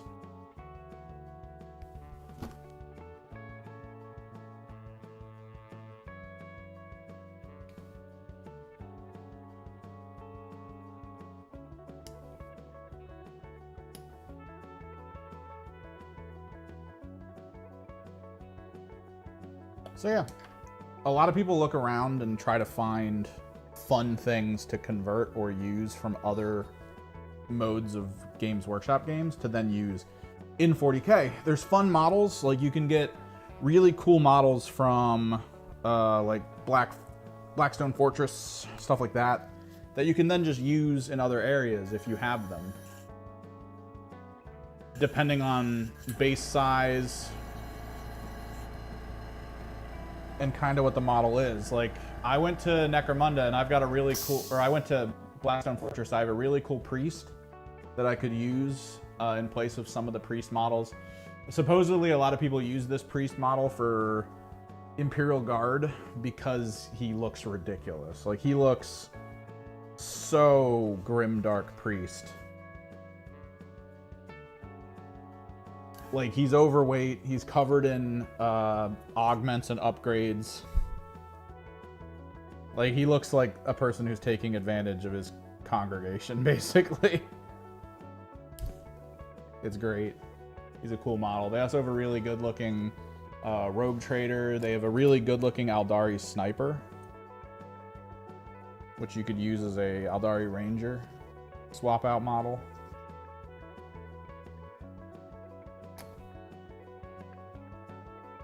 Got to be careful with base sizes is all.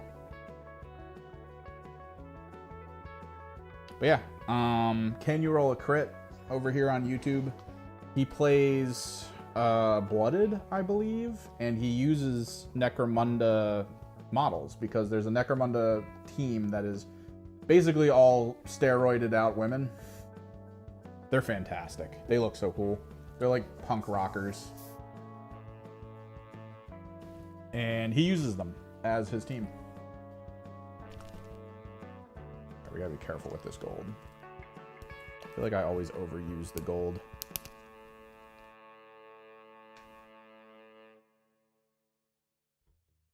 Again, it's just down to base sizes, and whatever you're building needs to not look like you're trying to model for advantage. That's all. Let me turn down the hose pressure.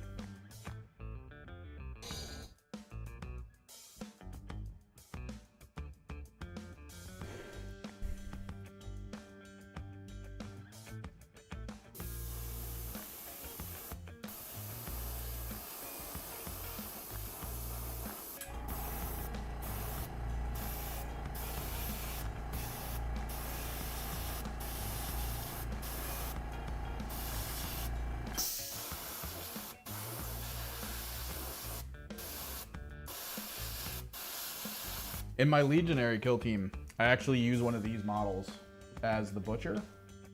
I just had to put it on a smaller base, a 32. Because there's a version of this that comes with like a really big halberd, which I thought looked really cool. So I wanted to use it as my Butcher.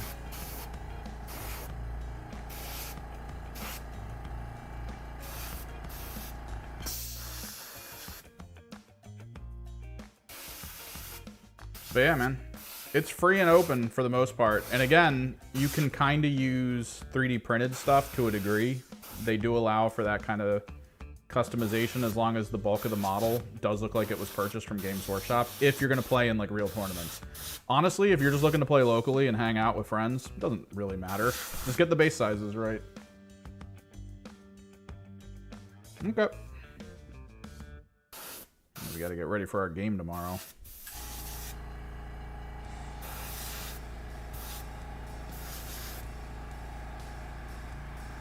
Oof.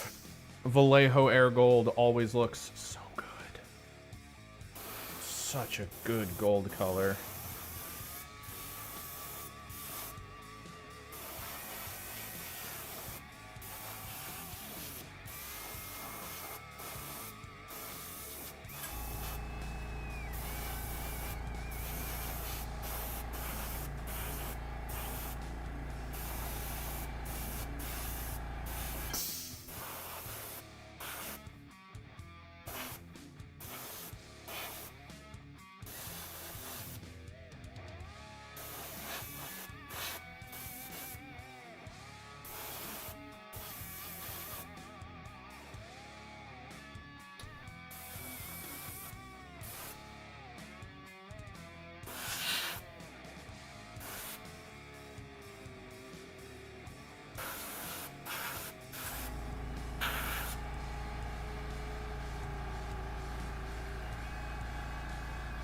Such a good gold.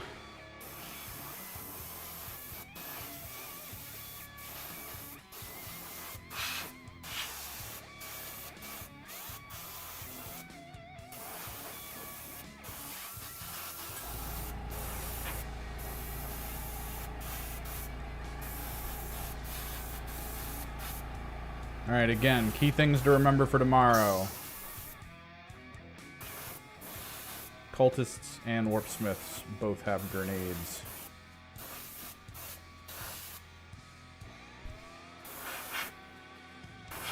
Demon engines can get +1 to their AP, probably best when used on the Venom Crawlers.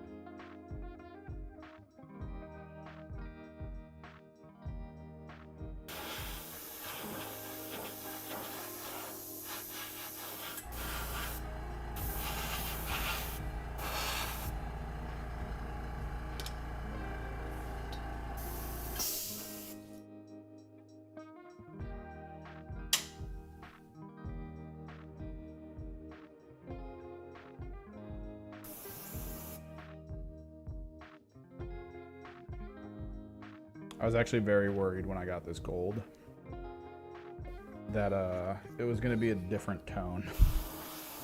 It's always a problem when you use a specific paint from a specific thing, right?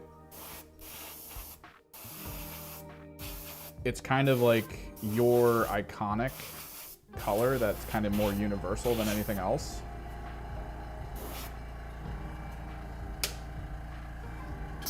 So the hope is that it doesn't really change. But then you get something in that you purchase from them when you're like, oh, I gotta re-up my gold. And you order it and it gets to you. And it's in a bottle that you've never seen before.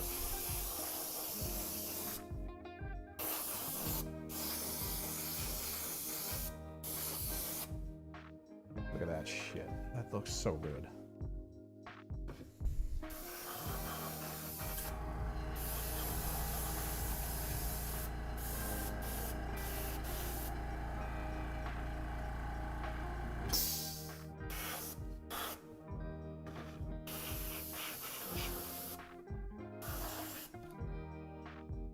Because then you're just like, oh my god. If this tone is wrong, how do I fix it? It's apparently a problem that's come out of Citadel a few times, because Citadel will put out a line of paints that only like a few people like, right? There was a brass that was actually a problem recently with some of the locals. Because they play an army that utilizes brass as their core color. And then out of nowhere, Games Workshop was just like, no one uses this brass. We're gonna get rid of it.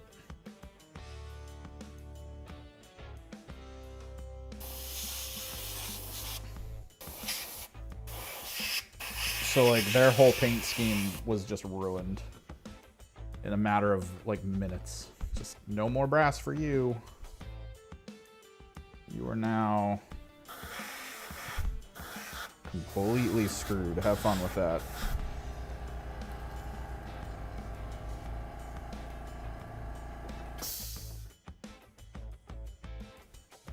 God, these tanks are so hard to paint.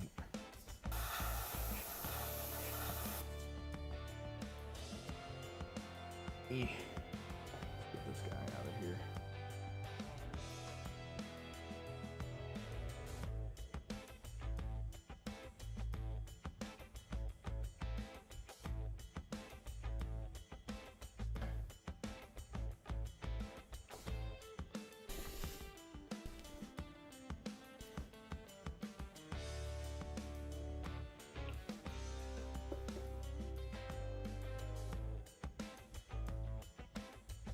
So we're gonna get the core done, it looks like, today.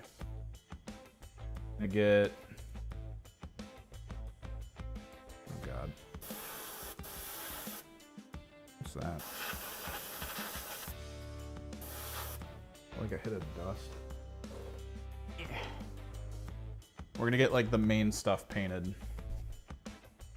Main colors, main things, just in general.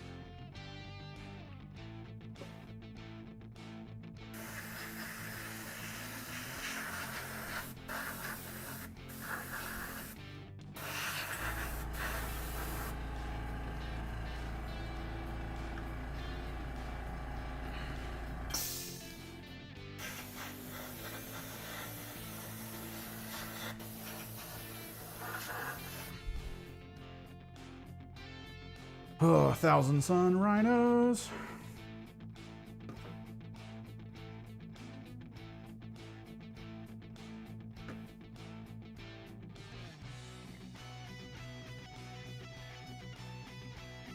I think we're good.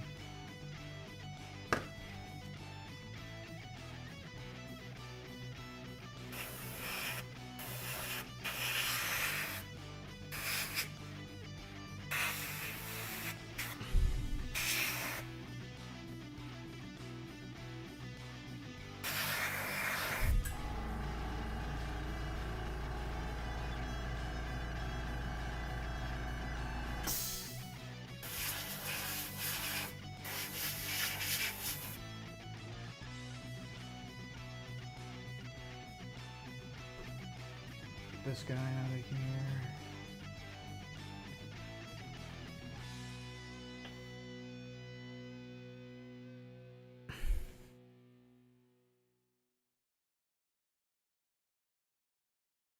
Check to see if anyone's called. Okay, good.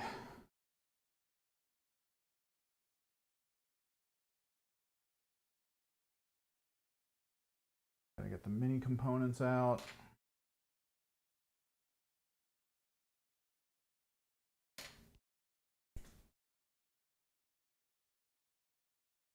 I want to record a little bit of the Vash door stuff.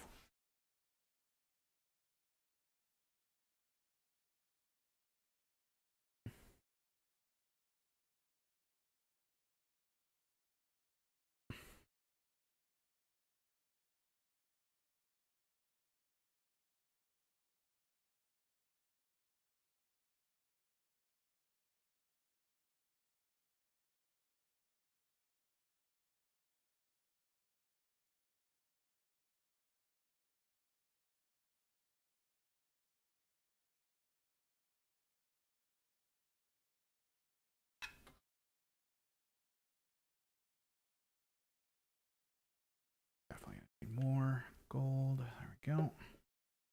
So I bought two, man. Because I am expecting at some point we're going to purchase the Mauler Fiends.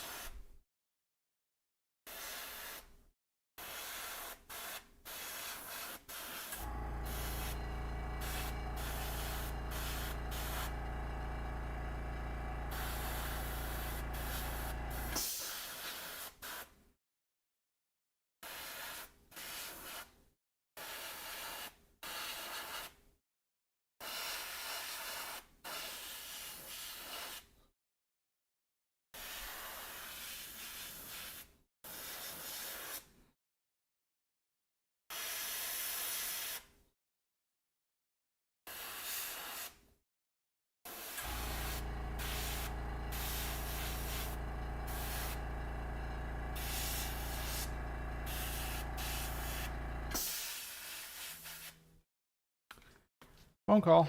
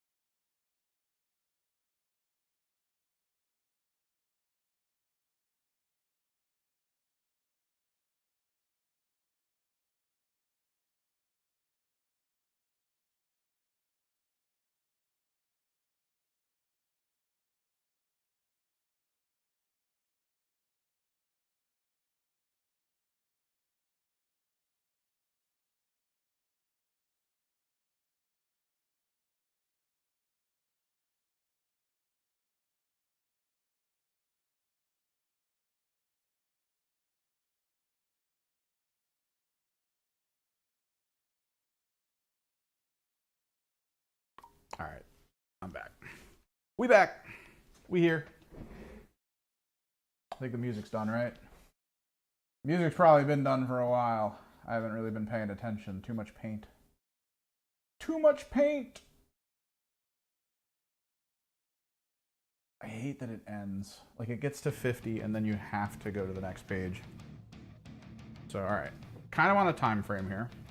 Not the worst time frame, but still.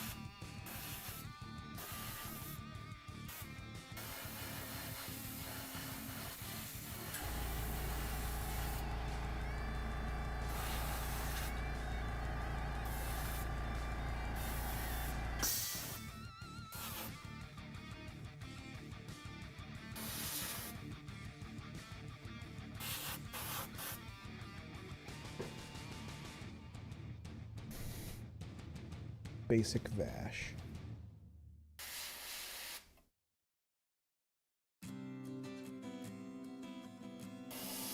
For the most part, I can do corrective gold in him with actual brushwork.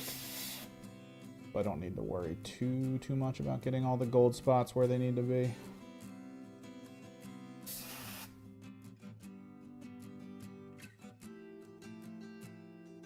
Wait, did they announce that they're no longer going to be producing X-Wing? I heard X-Wing was, like, good, like, rules-wise. I guess just no one played it. That's always weird to me. It's weird when I hear from the gaming communities, like, dude, this rule set, it's so good. It feels so good to play, and then the game just vanishes, and you're like, Jesus. Like, it makes any game feel so much more suspect to failure. Because there's so many games that are doing well now that are like, the rules are okay.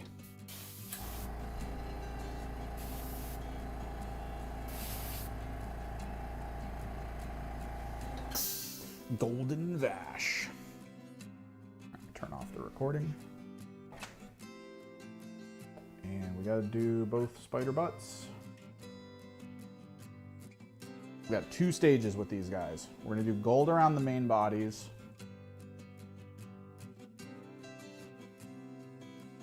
Sucks. Community's not going to support it further than that, I guess. That's probably the big issue. It's weird, okay? So, I'm going to keep saying that.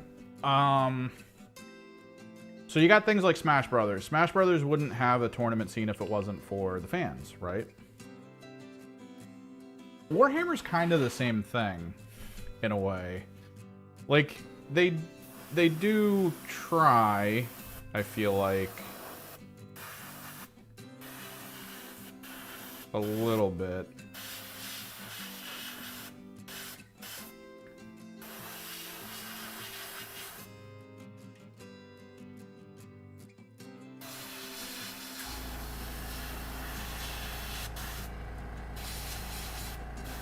Like, they usually put on a couple tournaments themselves, right?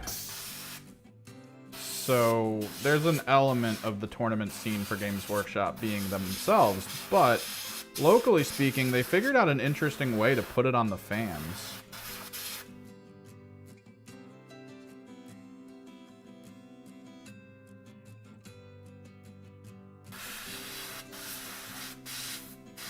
Like, if I want to go to a Rogue Trader tournament, it's most likely going to be run by locals. Which is alright, in my opinion. TOs are usually volunteers.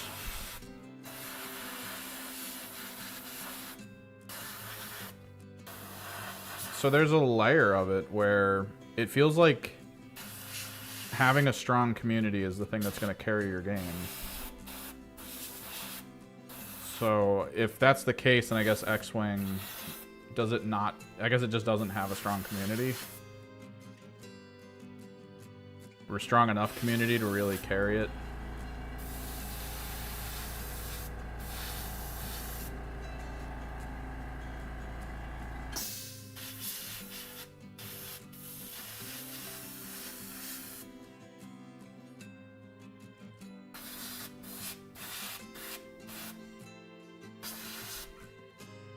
That sucks, though. Because I heard it was good, and I don't... Games Workshop doesn't seem to do anything with, its space combat. Like, I never hear anything about Gothic. So I think it's done, right? Like, Gothic's over? Weird. Community... Honestly, Community should take it over. If it's a good enough system... There should be just a group of people who are like, let's start a centralized system, kind of like how Games Workshop does things, or the community of Games Workshop games do things, where there's like running rankings, seasonal stuff. Maybe they can figure out a fun way to do different like seasonal effects, change how the balance works year to year to keep it fresh and interesting. Create like fun rule sets for the game that will randomize stuff up a little bit better. To a degree, I feel like Yu-Gi-Oh! Was kind of the same way a little bit, although I think the owner company of Yu-Gi-Oh! Are the ones that actually do the augmentation season to season, but the things that I hear that make Yu-Gi-Oh! Sound like it persists is basically that year to year they do a rule set where they ban cards. They're just like, alright, this year these cards are out. Figure it out. Which seems to be enough to keep people interested. Yeah, there's like no Gothic, which is weird. It was actually kind of sad when I was playing Rogue Trader. And the Rogue Trader space combat was just Gothic. It was just this massive reminder that Gothic was a thing. It was almost like the guys who developed it were mad that Gothic wasn't a thing anymore, and they were just like, let's do it, right? Like, let's put Gothic out as an entire minigame within a whole game.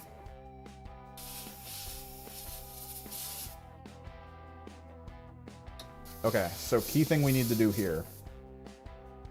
We need to pick what colors we want these asses to glow in.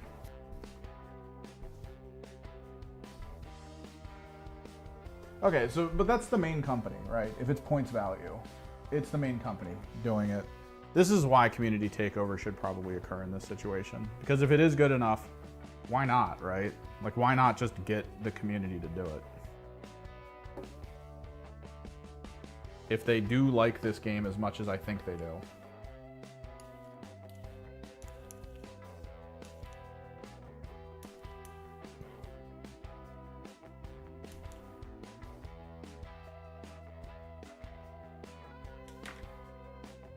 I don't know about that, because Gothic was around for a very long time before it got removed, I guess.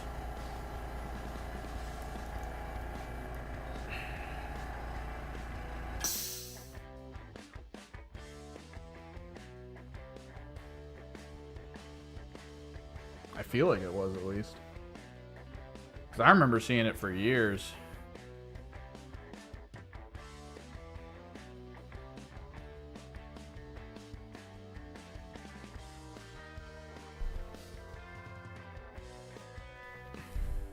I'm surprised AOS... Honestly, I am kind of surprised AOS is getting a resurgence. I guess AOS is kind of their built-in. This is it. AOS has to be big in specific countries. It has to.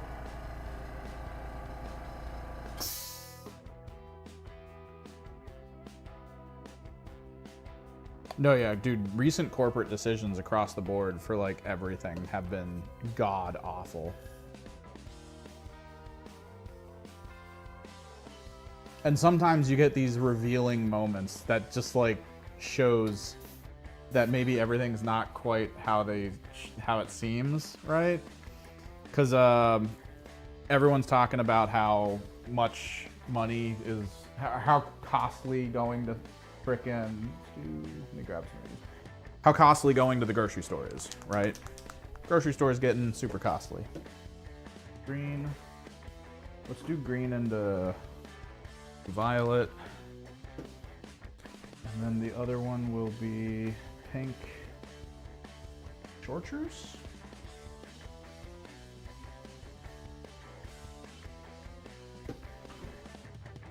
And recently,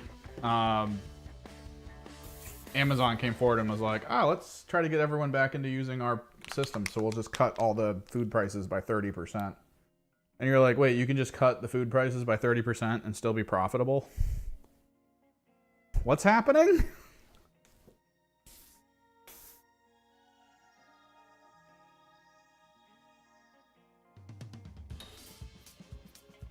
All right, we gotta be kind of careful with this.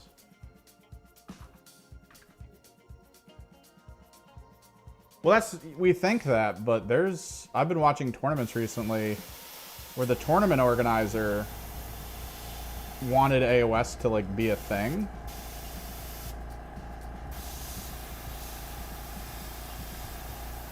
But out of, like, 80 player slots, only 20 people signed up and only, like, 4 people show up.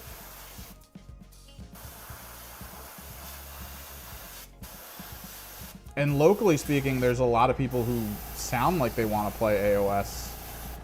But every time the opportunity arises, it never lasts. Like, they're always like, wow, that was a fun week.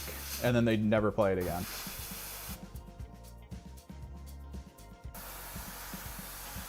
All the reveals for the next edition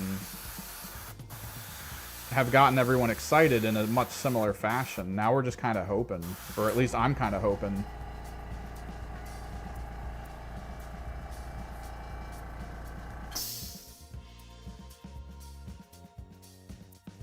that all the people who are just like, oh, sweet, new AOS rules, they actually stick with it, right? Like, that's kind of the hope, is that when I go on the Discord and I'm like, I'm gonna play AOS this week, I'll say out loud, let's do AOS.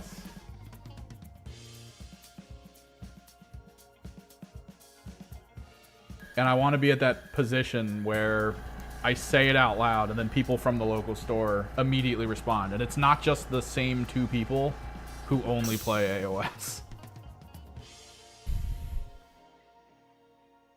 I wouldn't mind playing them once in a while, but I also feel like they probably don't want to just keep playing against each other, right? Like, at some point, they want to play new people.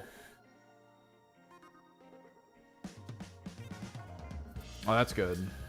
That's what's happening here. Although, okay, so one of the guys is picking which army he wants to go. He already has 2 or 3 armies pre-built. Something that made him a little annoyed, though, for the local scene at least, was when he started out, when he was trying to get into it. One of the local, like, serious players was like, yo, I will teach you how to play this game. And normally, for stuff like that, when one of the big players, the well-knowledgeable and, like, good at the game players comes forward and is like, I'm going to teach you my ways, that feels good, right? Like, that feels like, oh, God, I'm skipping the line. We're going straight in for good. He's gonna tell me all the cool stuff. So he came in with his basic army that he was like, I kind of enjoy their rules.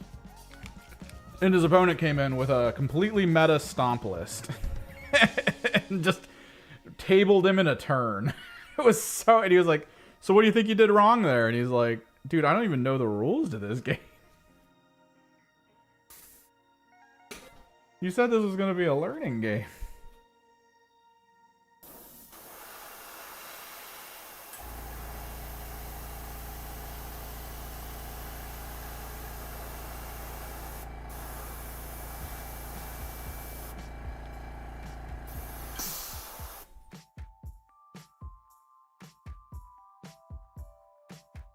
Oh, they haven't done the faction focus for cities yet. My buddy wants to make cities witch hunter army. Just bulk witch hunters. He likes the aesthetic.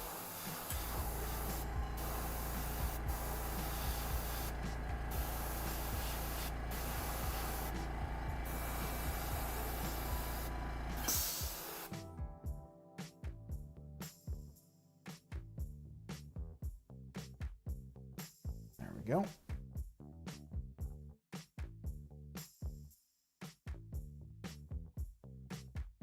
I know they showed my disciples. I'm still not sold on them, but I'm not sold on them in so much as they're what I'm playing. I'm not going to be changing armies. I'm hoping maybe there's a little more to it than what they showed, because what they showed wasn't really enough to get me super excited. The assumption everyone seems to have is that we're getting a massive points drop because summoning's gone now, which, sure, I'd love to field more stuff on the table. That's always cool.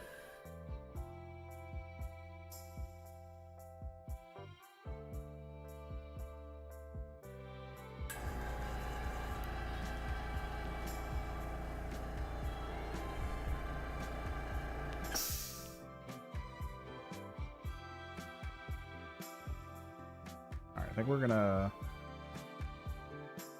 pink frame that, and then we'll hit it with chartreuse.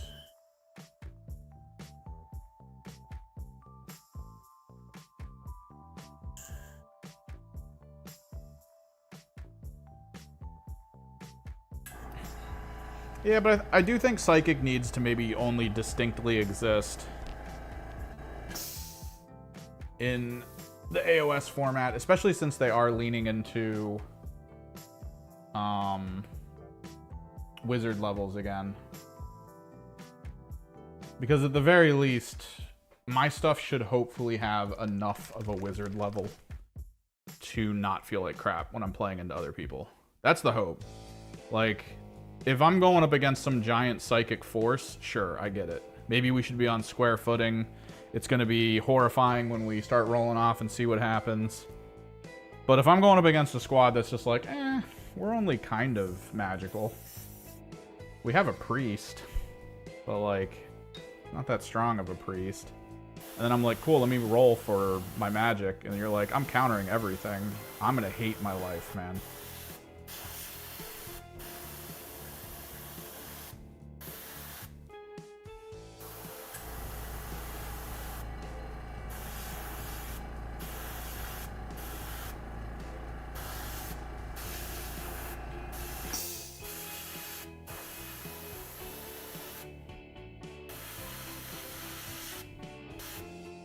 This is the pink I'm using for my Emperor's Children, by the way.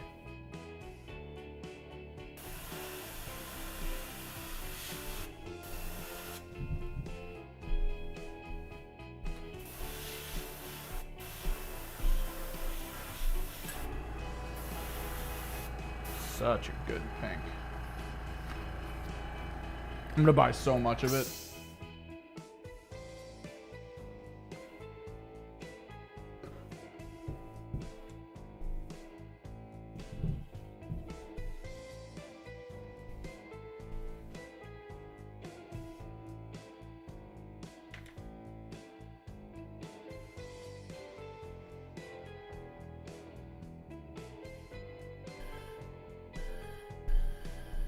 No, yeah, human armies get to abuse it.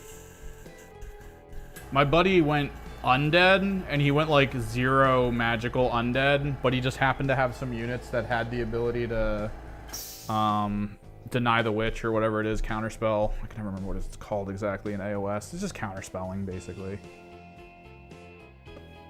So we had a few units for that, and I feel like every time I tried to do anything, he was just countering. No problems.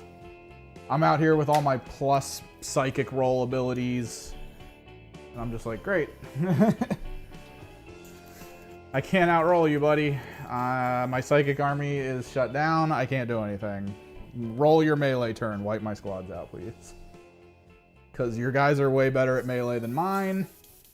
And I can't counterspell your melee. Yeah, unbinding. He was unbinding everything I did. Literally everything.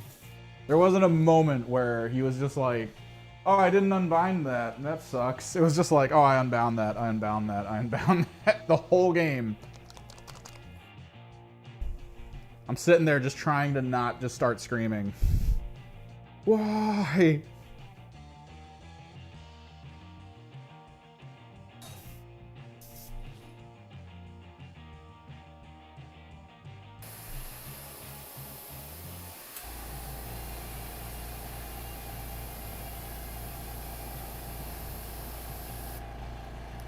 Hell yeah.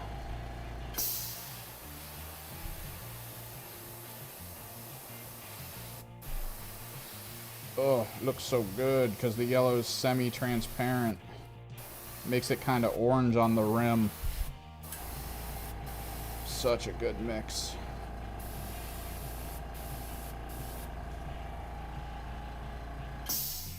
All right. No, he wasn't. He wasn't. He just built a melee list. And I would roll low on my cast. I would roll like bare minimum on my cast, and then he would roll like 2 6s. And it was just, okay. I can't do anything about that. You win this game, I guess. I had a freaking Lord of Change. Oh no, I had a Kairos on the field, Lord of Change. I was stacking my freaking +1s for psychic abilities and just doing stuff. And he was like, and you're dead. Like, okay.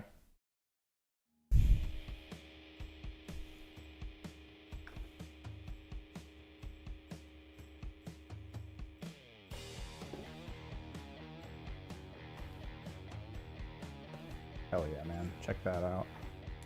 So we are going to have to work some stuff up. We're going to have to do corrective black on a lot of it. I'm most likely going to be painting on the airbrush gold. No, yeah. There were games that we've played against him where, and he's used my dice, right? Like, this isn't him being like, I bought weighted dice for this. He's used my dice that has historically rolled shit for me. One of like the first games we played of Kill Team, he just like wouldn't stop rolling 6s. He was playing the Grey Knights and he would just sit there shooting with like the Psy Cannon, and he'd roll the dice into the dice box and we'd be like, all right, how many hit? And he would look down, look up at us and go, 4 crits and a hit. And we're like, what? What did you just say to me?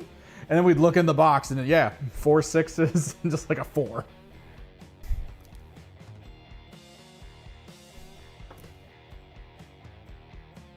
It's that feeling of your dice betraying you.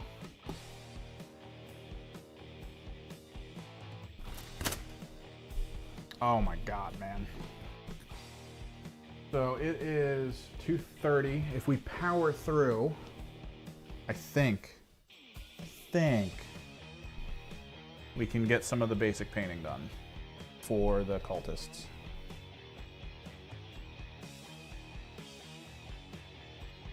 I need Asserman blue. I need Luxian purple.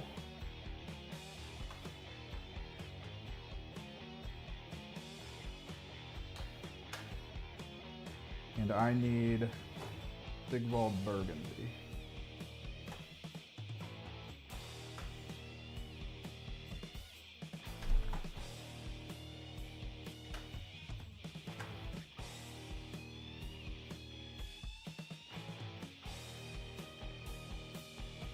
I got 2 of the 3.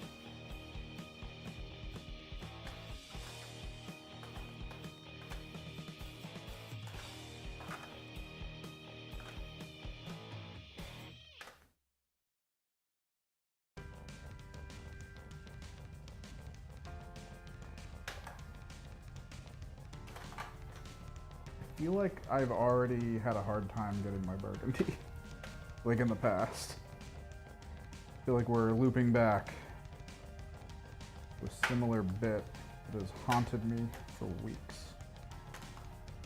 Where is the burgundy that's Vulpus pink?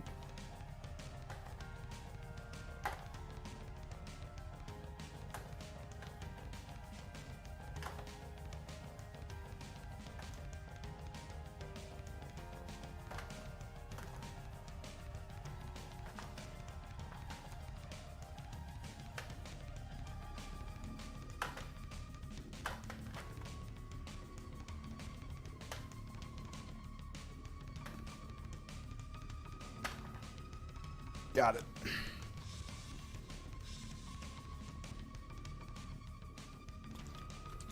No, yeah. So the first time I was testing this list out was, I didn't have any of these units. I needed these units, but I was like, I just want to try the rules. So the person I was playing against was like, all right, cool. And I got the rules wrong. I assumed that it was full rerolls with the enhancement the one guy gets, but I double checked it. I think I got it wrong because I was watching Tabletop Tactics, and I'm pretty sure I heard the guy say I get to reroll everything with this enhancement, so it just went into my brain that the enhancement lets me reroll everything. That's not the case. Oh, I should probably, let me turn this off. Loud noise. Decompressed.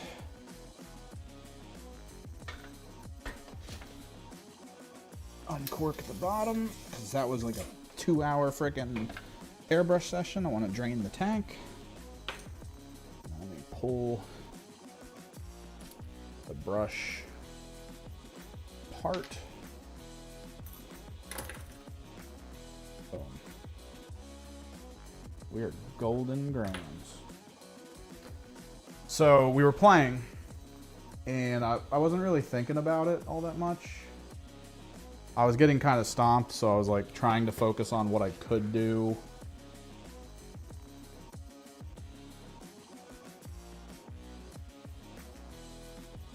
And all out of nowhere, he was like, all right, let me kill your Warpsmith, because he was within range. The Warpsmith was no longer lone op, or wasn't going to get the benefit of lone op against him. And he was like, oh, I'm going to kill your Warpsmith, so I'm just going to shoot him with like all these plasma guns and stuff. I was like, no. It just had that feeling of like, ah, crap. Right. And so he unloaded. He had like 10 wounds from plasma and all those weapons on my Warpsmith. And I'd been rolling like crap the whole day. Is the magnet too big? No. Why is he taking? Oh, it's just that spot.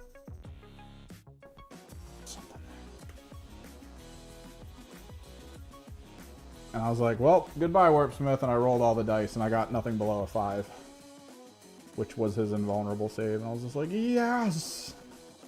He lives! Not like it mattered. It was tooth and nail in the final round at that point. I mean, it was not a good thing.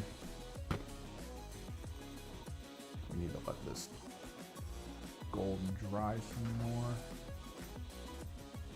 So, okay. Blue, burgundy, purple. We need a brush. That's decent enough for this. That'll probably be you or you. But yeah, it felt good that he just kind of saved. It's always cool. Leader, leader, leader. Not like there's actual leaders in these squads. These are just renditions of leaders. One. Doesn't really matter where I put these guys.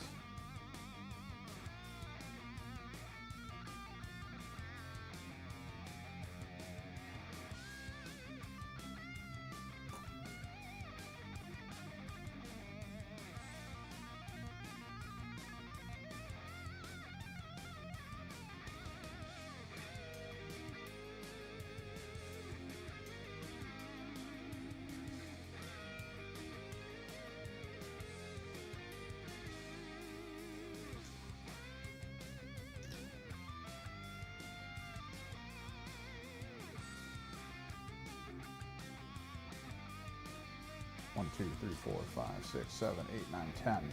2, 3, 4, 5, 6, 7, 8, 9, 10. 1, 2, 3, 4, 5, 6, 7, 8, 9, 10. Okay. So. Oh, Jesus. Freaking Citadel. Oh, this is a new Luxion purple that I bought that was just sitting here for a while. Okay. Okay. Yeah, the goal is to just get to the banners. We'll just preemptively paint.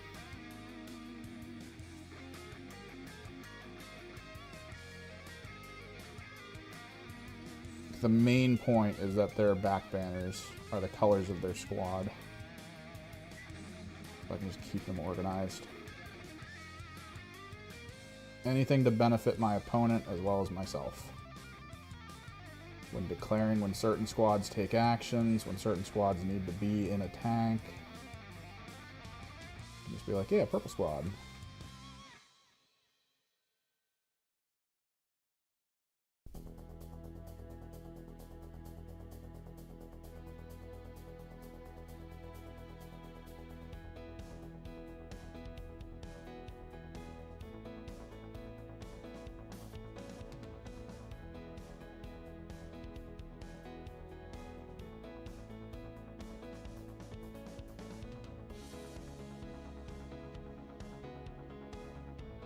I'm really hoping I make it. I gotta run some errands today, apparently.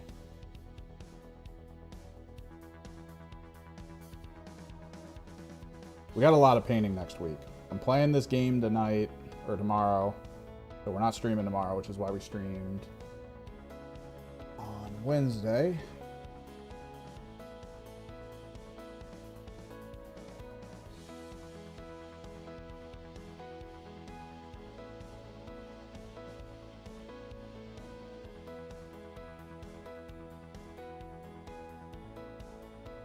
I think we just do the backs. We can do the insides whenever. As long as we get the backs done, I think we're good.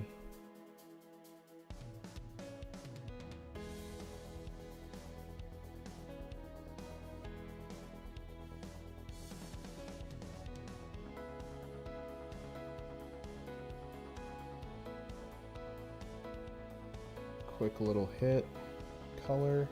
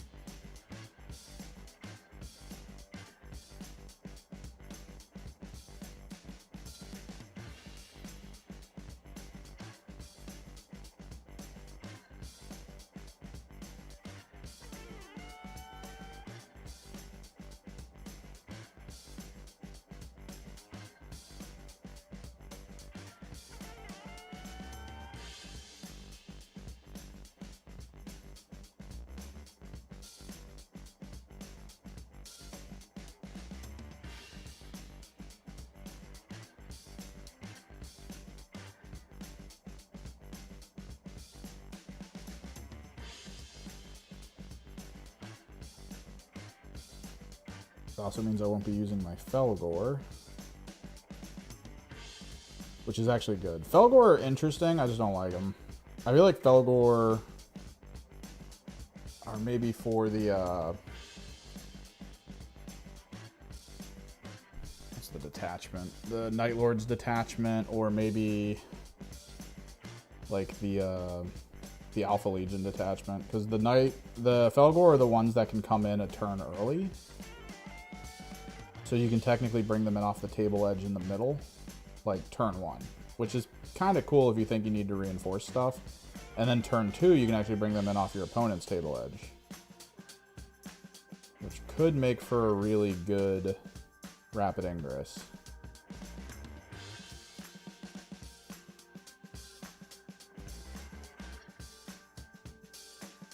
Which is pretty cool.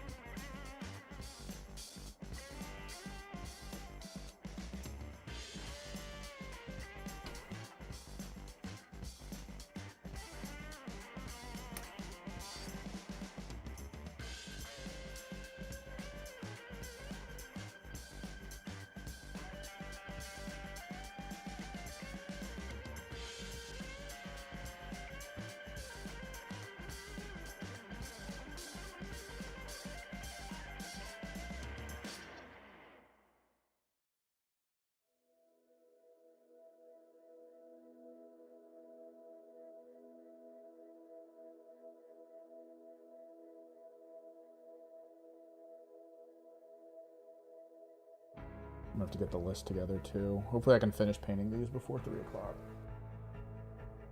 Got like 15 minutes, god damn. Gotta power through. Cause then I gotta get the armies together and put them in the box. Ugh. This is gonna be brutal.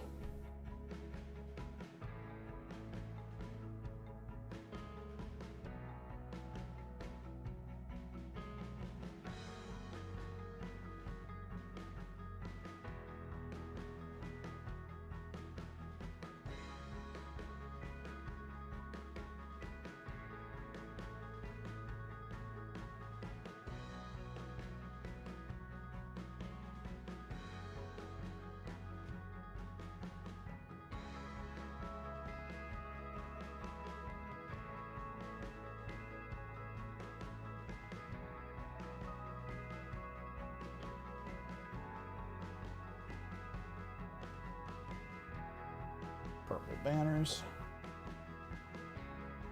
Started. Set that aside because we'll probably need it come Monday.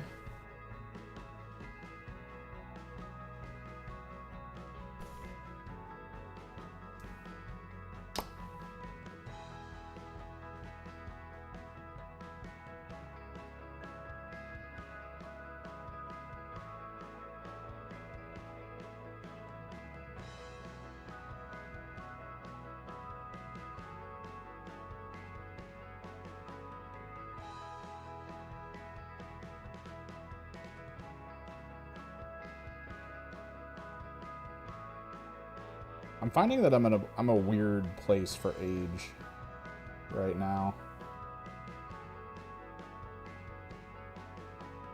No, it's out of the blue, but here we go with conversation. So occasionally I'll go to like a store and the people there are definitely like younger that work there. So when I go to like the counter or I pick stuff up, or I'm looking around, it's always, do you need help, sir?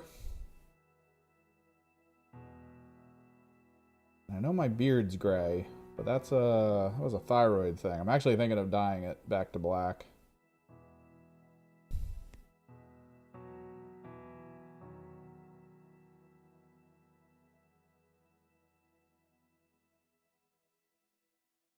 But yeah, I'll get hit with do you know where you are, sir? Kind of like situation. It's like, oh, Jesus.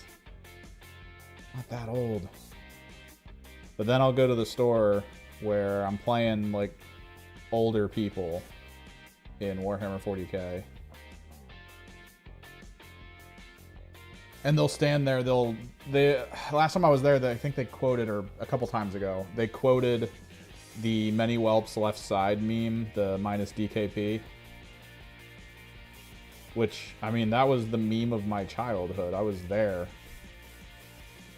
when that first came out, and I was already part of like a Warcraft guild of people that all knew each other, and we would just yell it at each other all the time. So they used it in the store, and then they looked dead at me, and they were like, "Eh, you probably weren't around for that." I'm sitting there, I'm like, "What the?" I'm being called sir at stores, and then older people think I'm not old enough to know not that old memes.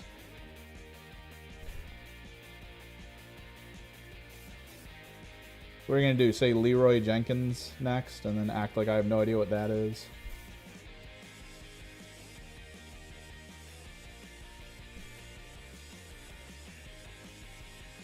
Were you also disappointed when they went on and did an interview where they told everyone that it was pre-planned and pre-scripted?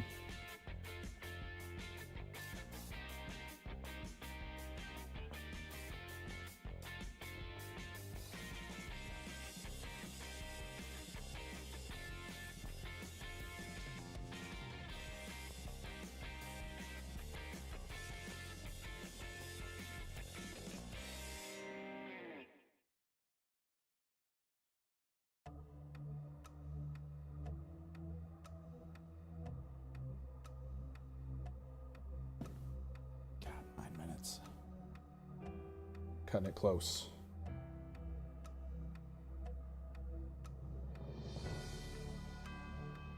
I was actually going to be over here earlier, but then I got made to do laundry, to fold stuff.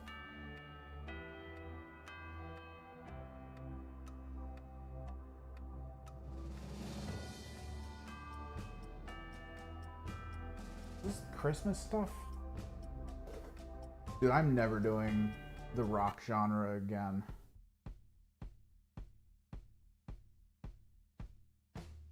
We've gotten the weirdest collection of music today. It's just, I clicked on rock and we're listening to like random bubbly happy children's music.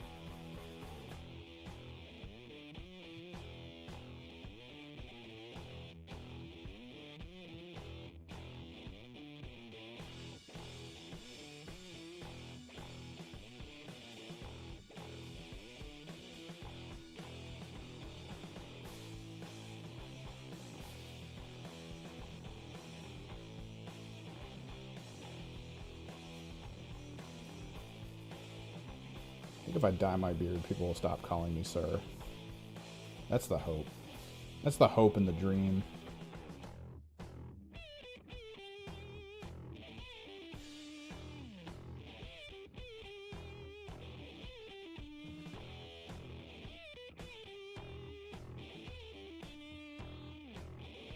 See, you say that like I'm not about to go offline. I do want to start streaming closer to around this time of day. But we're just trying to tag some stuff real quick so that I can be ready for a game tomorrow with units that are kind of organized. So as you can see, you know, cultists, I'm just trying to get all their cloaks done. But welcome in, not a robot. We just did 3 hours of straight up airbrush painting.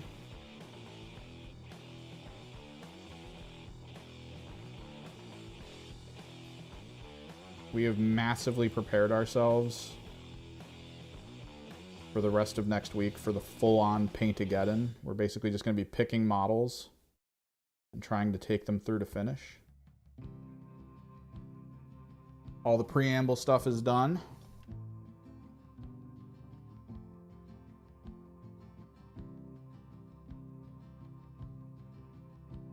I'm actually a little annoyed. I should not have bought the Predator. I thought I wasn't going to get my Rhino until today.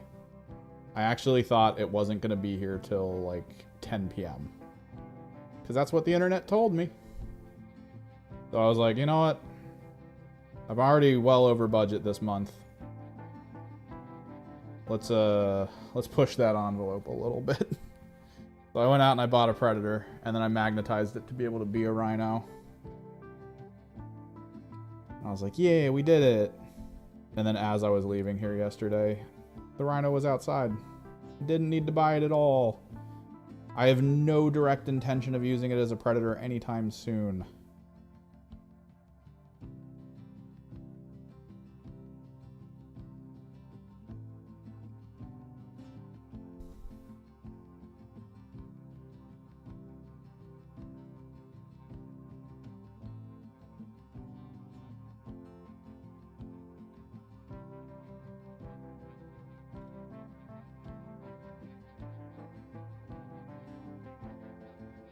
Yeah, sadly, I will be heading out in a little bit. A couple minutes, actually. Hyrotech, though. It's a good team. I'm kind of partial to them because I also love the Warp Coven. And the Warp Coven and the Hyrotech play very close in concept because they both get 3 hero-type units. Although the Hyrotech have 1 very specific super elite hero-type unit versus the Warp Coven, who have 3 pretty good hero-type units. Pretty basic, pretty poggers.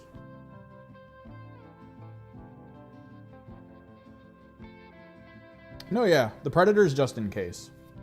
Because technically, alright, so I'm running this as Soulforged, but the more I look at Fellhammer, the more I realize I could just play either. Fellhammer and Soulforged are so close together in concept. Granted, the strongest thing you could probably take in Fellhammer is Land Raiders, and I don't have those. Because a Land Raider with -1 to wound against weapons that have a higher strength than your toughness is horrifying. Like, that's so scary.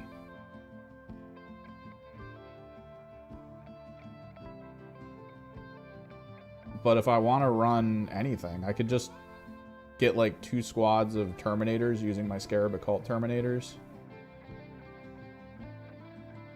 Swap to a Predator if I want. Use my Warpsmith still. I can keep Vashdor in. They're very close. It's actually nice. It's just one emphasizes castle more than the other. Soulforged allows for aggression, which I kind of like. Although I still don't know when to do it. I am still at a loss for when to push the gas pedal on close range aggression. I constantly put myself in bad situations.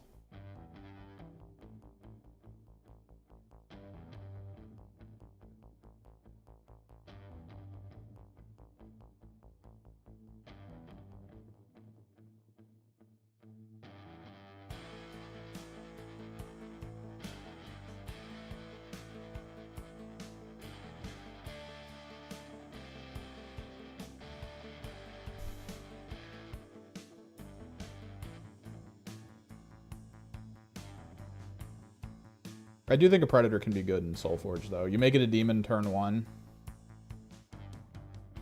Depending on how you roll with it, it could be autocannons, heavy bolters, or triple las cannon, depending on what the rest of your army is.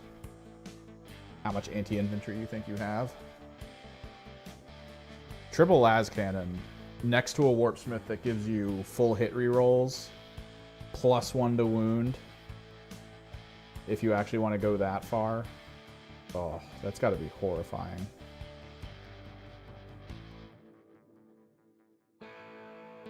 Wounding Knights on, I think, 2s, because you can put Vashdor with it. And I think that puts the strength over the bar. I can't remember what las cannons are. I think las cannons are 12, right? Vashdor pushes it to a 13, making it a 3+ to wound against knights, and then you just super packed it so that you're wounding them on 2s with las cannons. Oh my god. Oh, the pain.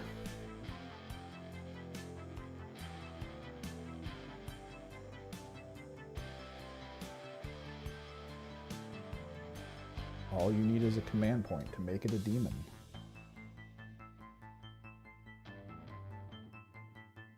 Send that bad boy through a wall.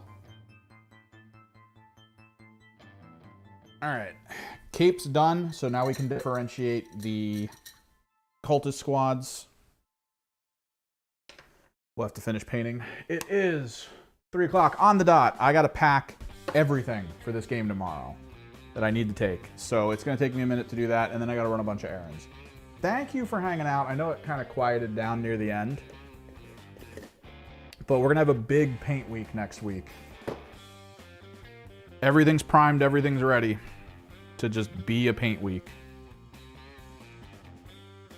And we're just gonna have to go down the list. The cultists are probably gonna take the longest. The vehicles are probably gonna take pretty long, but not as long. I think the rhinos might actually be the fastest thing to paint, but it doesn't matter because we can take our time. We can do what we need to do. Just a reminder, Golden Vashdor is pimp as hell. I'm just gonna throw that out there just in case you weren't aware that Vashdor painted fully gold looks pimp. Got his cane. He's walking at you. Gotta, you know, keep his Vashdor hand strong. I can't wait to paint him. What's up, Shammy? We're getting ready to head out. Because I gotta pack. I have so many units I need to put in their proper cases. That's weird. Are you not in the Discord? I always notify in the Discord. People are saying hi.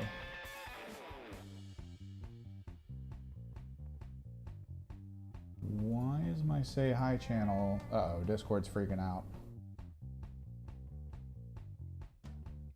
All right, I got it. Painted.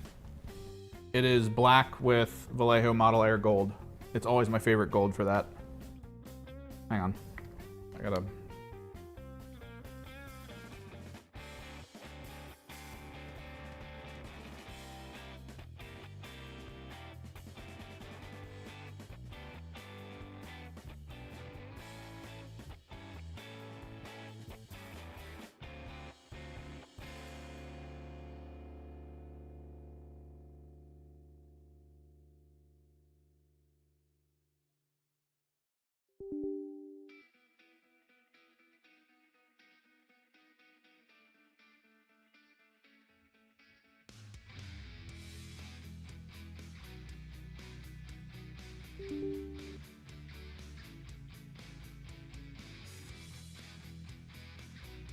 Looks like Discord's down. No, people joined the Discord and I can't even do anything to fix it.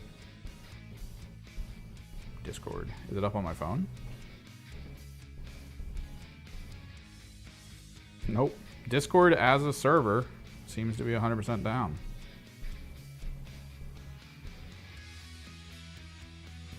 You're gold leafing a rat? Are you kidding me? All right. I mean, that's wild, but all right. Okay, real quick, actually, before I go, because I keep looking at it and I keep wanting to see what it looks like. So my method for painting my Thousand Suns has always been contrast over metallic. So Vashdor is back. I think the overall paint scheme for him is going to be blue to burgundy. The burgundy will be down on his waist armor.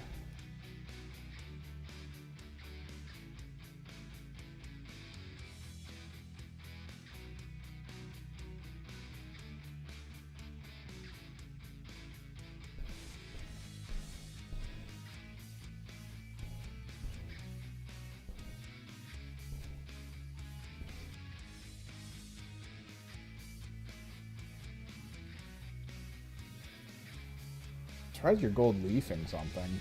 What's the value in gold leafing unit as opposed to just, you know, usual gold painting?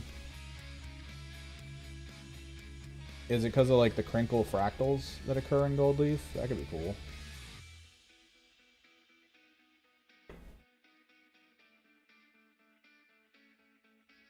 I just want to mark him as my 1,000 Sun Vashtor.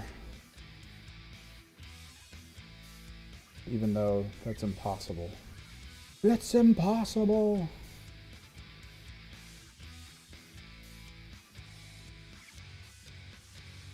Which is why we play as CSM.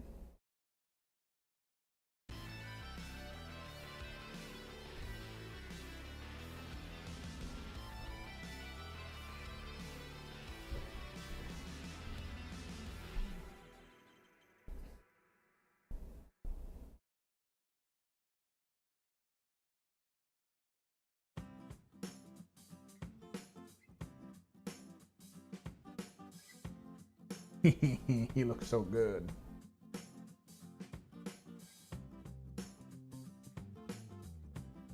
Oh, dude, rolling better numbers.